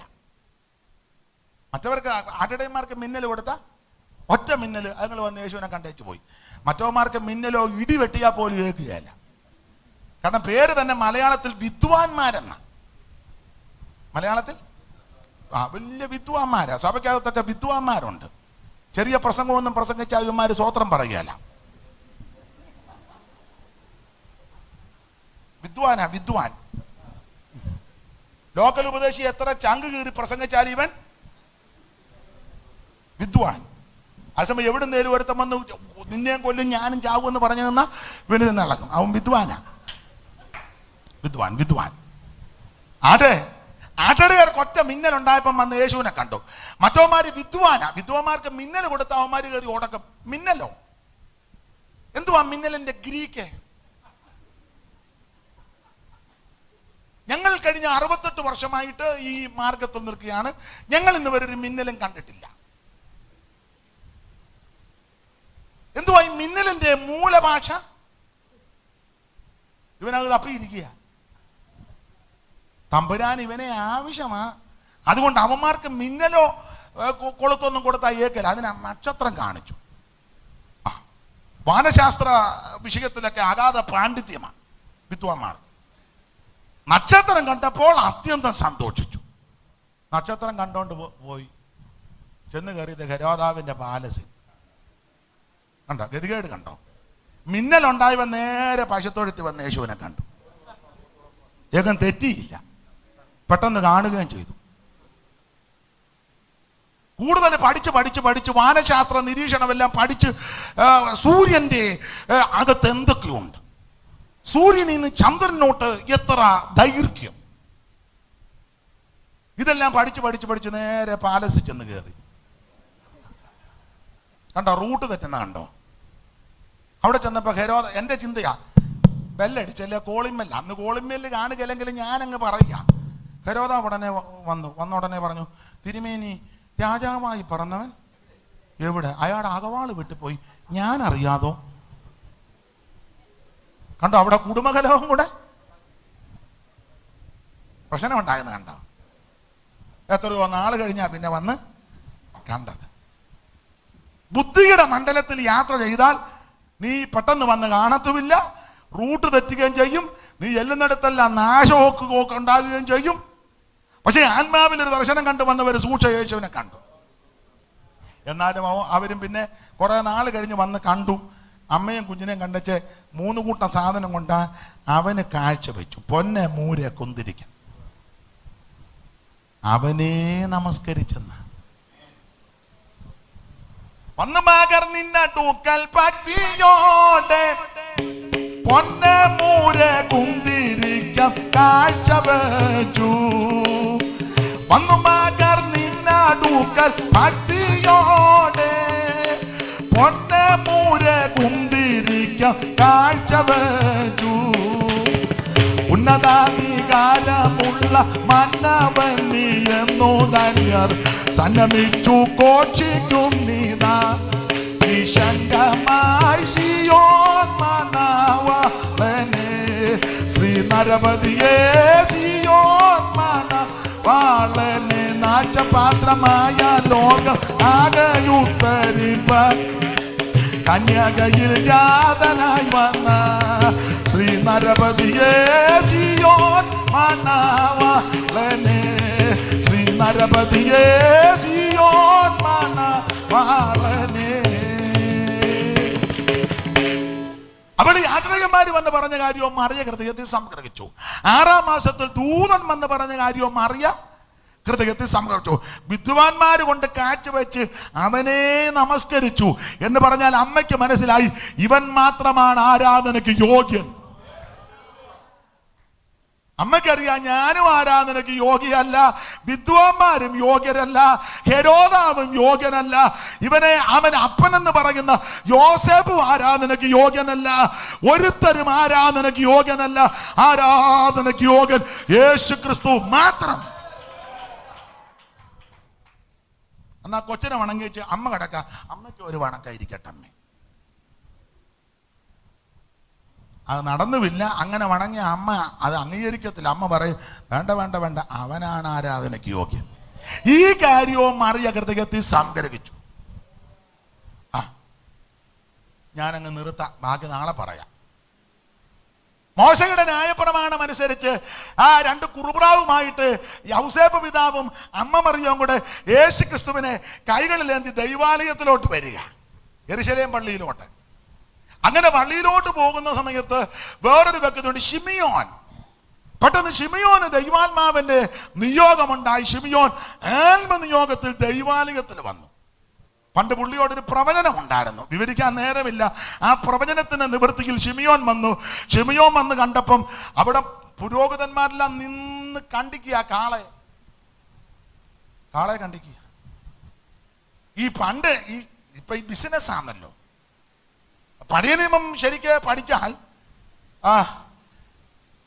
യാഗാർപ്പകനായിരുന്നു കാളയെ കണ്ടിക്കേണ്ടത്. യാഗാർപ്പകൻ അങ്ങനെ ആയിരിക്കുന്നത്, യാഗാർപ്പകൻ. അപ്പം ചാക്കോച്ചൻ പാപം ചെയ്താൽ പാപത്തിന്റെ കനമനുസരിച്ചും ചാക്കോച്ചന്റെ കഴിവനുസരിച്ച് ആടോ കാളയോ കൊണ്ടുവരിക, യാഗം കഴിക്കാൻ. അപ്പൊ ചാക്കോ കാളയുമായിട്ട് വന്ന് ചാക്കോ തന്നെ വേണം കണ്ടിക്കാൻ. ചാക്കോ തന്നെ വേണം കണ്ടിച്ച് തോലി ഉരിഞ്ഞ് കളയേണ്ടതെല്ലാം കളഞ്ഞ് കണ്ണമായി നുറുക്കി. അപ്പൊ കാളയോ ആടോ കിടന്ന് പിടയ്ക്കും. അതൊന്നും പറഞ്ഞാൽ കേൾക്കുകയില്ല. കണ്ടിക്കണം, പാവം പരിഹരിക്കണ്ടേ. കണ്ടിക്കണം, ചോര ദേഹത്ത് വീഴും, ആള് പരുവക്കേടാകും. കണ്ടിച്ചാൽ ഓടാനൊക്കത്തില്ല. അതിനെ കണ്ണമായി നുറുക്കി അത് പുരോഹിതൻ അത് യാഗം കഴിക്കുമ്പോൾ 2 മണിക്കൂറായി ഇത് ദഹിച്ച് തീരാൻ. അതുവരെ ചാക്കോ എൻ്റെ പാവം ക്ഷമിക്കണേന്നും പറഞ്ഞ് അവിടെ നിൽക്കുക. യാഗാർപ്പകൻ. അപ്പൊ അങ്ങനെ ചെയ്താലുള്ള ഗുണം എന്നാന്ന് ചോദിച്ചാൽ അടുത്ത ദിവസം ചാക്കോ പാപം ചെയ്യാൻ മുതിരുകയല്ല. ചാക്കോ പറയും, കഴിഞ്ഞ ആഴ്ച ഒരു പാപം ചെയ്തതിൻ്റെ കാളയെ പിടിച്ച് കാളെ അവസാനം എൻ്റെ നാവിക്കിട്ട് ഒരു ചോര എൻ്റെ ഡ്രസ്സ് വീണ്, ഞാൻ അതുകൊണ്ട് ഞാനിനി ഇപ്പോൾ ഉടനെ ഒന്നും ഒരു പാപം ഒരു 3 കൊല്ലം കഴിയട്ടെ. 3 കൊല്ലം അല്ല ചിന്ത. എന്നാൽ കുറെ കാലം കഴിഞ്ഞപ്പോൾ യാഗാർപ്പകൻ യാഗം കഴിക്കുന്നില്ല, കാളെ കൊണ്ട് പുരോഹിതന് കൊടുക്കും. അപ്പൊ പുരോഹിതൻ പറയും, ആട്ടെ ഉപയോഗിച്ച് അങ്ങോട്ട് മാറി ഞാൻ കണ്ടിക്കാം. ഇവരാ പിന്നെ പരിപാടി. അത് പിന്നീട് ബിസിനസ്സായി. പണ്ട് വീട്ടിൽ നിന്ന് കൊണ്ടുവരണം കാള, പിന്നെ ബിസിനസ് ആയപ്പം വീട്ടിൽ നിന്ന് കൊണ്ടുവരത്തില്ല, പള്ളിക്കടുത്ത് തന്നെ കാള കച്ചവടം ഉണ്ട്. അപ്പം പറയും ഒരു കാള, അപ്പം കച്ചവടം നടന്ന ബേച്ചാനൊരു കാള. അപ്പം കണ്ടിക്കുന്ന മുടുത്ത കാളെ കൊടുക്കണം, ബേബി നന്നായിട്ട് പാവം ചെയ്യുന്ന ആളാ, കാശുമുണ്ട്. അപ്പൊ കാളെ അങ്ങോട്ട് കൊടുത്തേച്ച് കാളയായിട്ട് ഇങ്ങോട്ട് വന്നിച്ച് പറയുന്ന ബേച്ചൻ വെള്ളിലോട്ട് പൊക്കം ഇവിടെ നടത്തിക്കോളും. ആ കാളെ യാഗം വന്ന് കിടക്കുക, കാളെ കൊണ്ട് നിപ്പറ പിന്നെയും കെട്ടും. അന്നേരം തങ്കച്ചൻ വന്നു. ഈ കാള തന്നെ ആ തങ്കനും പോകുന്നത്. അപ്പൊ ഇത് ബിസിനസ്സായി. തന്നെയല്ല, വരുന്നവൻ അനുതാപവും ഇല്ല. ദൈവത്തിന്റെ ഹനനയാഗങ്ങൾ തകർന്നിരിക്കുന്ന മനസ്സാണ്. ഇപ്പൊ തകർച്ചയില്ല, അനുതാപമില്ല. അതുകൊണ്ടാ തമ്പുരാൻ പറഞ്ഞ നിങ്ങളുടെ ഹോമയാഗമൊക്കെ മതി നിർത്ത്, എനിക്ക് തൃപ്തിയായി, ഞാൻ ആ ഭാഗത്തേക്ക് പോകുന്നില്ല. അപ്പൊ ഇങ്ങനെ ദൈവാനുഗ്രഹത്തിൽ പുരോഹിതന്മാരിങ്ങനെ നിന്ന് യാഗം കഴിക്കുക. അപ്പോൾ ആ യേശു കുഞ്ഞിനെ എടുത്തോണ്ട് അപ്പൻ ഔസേപ്പും അമ്മ മറിയമ്മും കൂടെ ദൈവാലയത്തിലോട്ട് വന്നു. ഒരൊറ്റ പുരോഹിതന്മാർ പോലും ഗൗനിക്കുന്നില്ല, കാരണം കുറുപ്രാവിനെയാ. പുരോഹിതനൊന്നും കിട്ടാനില്ല. പക്ഷെ അവറാച്ചൻ കാളയായിട്ട് വന്ന അതിന്റെ കുറക് കിട്ടും പുരോഹിതന്. അതുകൊണ്ട് മുഴുവൻ പുരോഹിതൻ അവറാച്ചനെപ്പം വരുന്നു. അവറാച്ചന്റെ വണ്ടി തങ്കച്ചൻ സൈക്കിളെ, തങ്കം സൈക്കിളെ.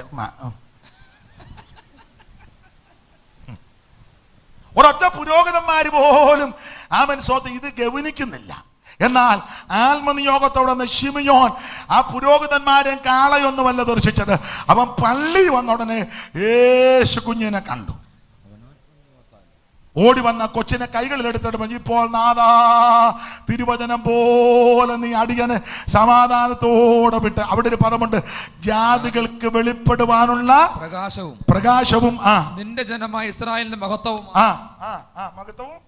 മഹത്വവുമായി നീ ഒരുക്കിയിരിക്കുന്ന വൈര്. സകല ജാതികളുടെയും മുമ്പിൽ ഒരുക്കിയിരിക്കുന്ന നിന്റെ രക്ഷയെ എന്റെ കണ്ണ് രക്ഷയെ എന്റെ കണ്ണ്. അപ്പോൾ ആ ശിമയോൻ പറഞ്ഞ കാര്യവും അമ്മ ഹൃദയത്തിൽ സംഗ്രഹിച്ചു. ഇതെല്ലാം മറിയം ഹൃദയത്തിൽ സംഗ്രഹിച്ചു. ഒരു കാര്യം ഇവിടെ പറഞ്ഞ ഭാഗം വേണ്ട. ഈ പുരോഹിതന്മാരോട് വിളിച്ചു പറയുന്ന ഒരു ദൂതുണ്ട്. അല്ലയോ പുരോഹിതന്മാരെ, നിങ്ങൾ ഈ കടിക്കുന്ന യാഗങ്ങളെല്ലാം നിഴല, എന്നാൽ സാക്ഷാൽ യാഗമായ ഒരുവൻ ദൈവാലയത്തിൽ വന്നിട്ടുണ്ട്. അവിടുന്നാണ് പരമയാഗം, അവിടുന്നാണ് ഏകയാഗം, അവിടുന്നാണ് സാക്ഷാൽ യാഗം. സാക്ഷാൽ യാഗമായവൻ ദൈവാലയത്തിൽ വന്നിട്ടുണ്ട്. ഒറ്റ പുരോഹിതന്മാര് പോലും കണ്ടില്ല. അന്നും അങ്ങനെ, ഇന്നും അങ്ങനെ. എന്നാൽ ആത്മനിയോഗം ശിമയോൻ ആ ദൈവപുരുഷന്റെ ദൈവവൈതനെ കണ്ടു. വന്ന് പറഞ്ഞ കാര്യമാണ് നിന്റെ രക്ഷയാണ്. വല്യമ്മച്ചി പ്രവാചകി ഹന്ന പറഞ്ഞതൊന്നും ഇന്ന് പറയുന്നതിൽ ഒക്കെന്നെങ്കിൽ നാളെ പറയാം. സമയം അതിക്രമിച്ചല്ലോ. ദൈവത്തിന് മകത്ത്. ഒന്ന്, അവിടുന്ന് രക്ഷിതാവാ. രണ്ട്, അവിടുന്ന് പാപമോചിക്കുന്നവനാ. മൂന്ന്, അവിടുന്ന് നിത്യ സന്തോഷം തരുന്നവനാ. നാല്, അവൻ നിന്നെ രക്ഷിക്കുന്ന വല്ലഭത്വമുള്ളവനാ. ഈ കാര്യമല്ല അമ്മ ഹൃദയത്തിൽ സംഗ്രഹിച്ചു. അതുകൊണ്ട് ആ പ്രശ്നം വന്നപ്പോൾ അമ്മ യേശുവിന്റെ അടുക്കൽ വന്നത്. ഇന്ന് രാത്രി യേശു ക്രിസ്തു ആരാണെന്ന് അറിഞ്ഞാൽ പ്രശ്നങ്ങൾ വന്നാൽ നീ നെട്ടോട്ടം ഓടത്തില്ല, അങ്ങോട്ടും ഇങ്ങോട്ടും ഓടുകയുമില്ല. യേശുവിന്റെ അടുക്കൽ വരും. നിന്റെ സകല പ്രശ്നങ്ങൾക്ക് പരിഹാരം തരുവാൻ കഴിവുള്ളവനാണ് അത്ഭുതമന്ത്രിയാകുന്ന യേശു. അവിടുന്ന് നിന്റെ പാപം മോചിക്കും. അവിടുന്ന് നിനക്ക് സമാധാനം തരും. അവിടുന്ന് നിനക്ക് സന്തോഷം തരും. നിന്റെ ജീവിതത്തെ മാറ്റിമറിക്കും. രട്ടടിച്ച് സന്തോഷത്തെ ഉടിപ്പിക്കും. വിലാപത്തെ നൃത്തമാക്കി തീർക്ക്. ഇന്ന് രാത്രി അത്ഭുതമന്ത്രിയാകുന്ന യേശു നമ്മുടെ നടുവിലുണ്ട്. എല്ലാവരും അല്പസമയം ദൈവത്തെ സ്തുതിച്ചാട്ടെ. ആ കർത്താവിനായിട്ട് ഇന്ന് രാത്രി സമർപ്പിക്ക്. യേശുവിനായിട്ട് ഇന്ന് രാത്രി ഏൽപ്പിച്ചു കൊടുക്ക്. നിന്നെ നിന്റെ കുടുംബത്തെ രക്ഷിക്കുവാൻ കഴിവുള്ള നസറയൻ ഇന്ന് രാത്രി ഇവിടെ വന്നിട്ടുണ്ട്. എല്ലാവരും അല്പസമയം ദൈവത്തെ സ്തുതിച്ചാട്ടെ.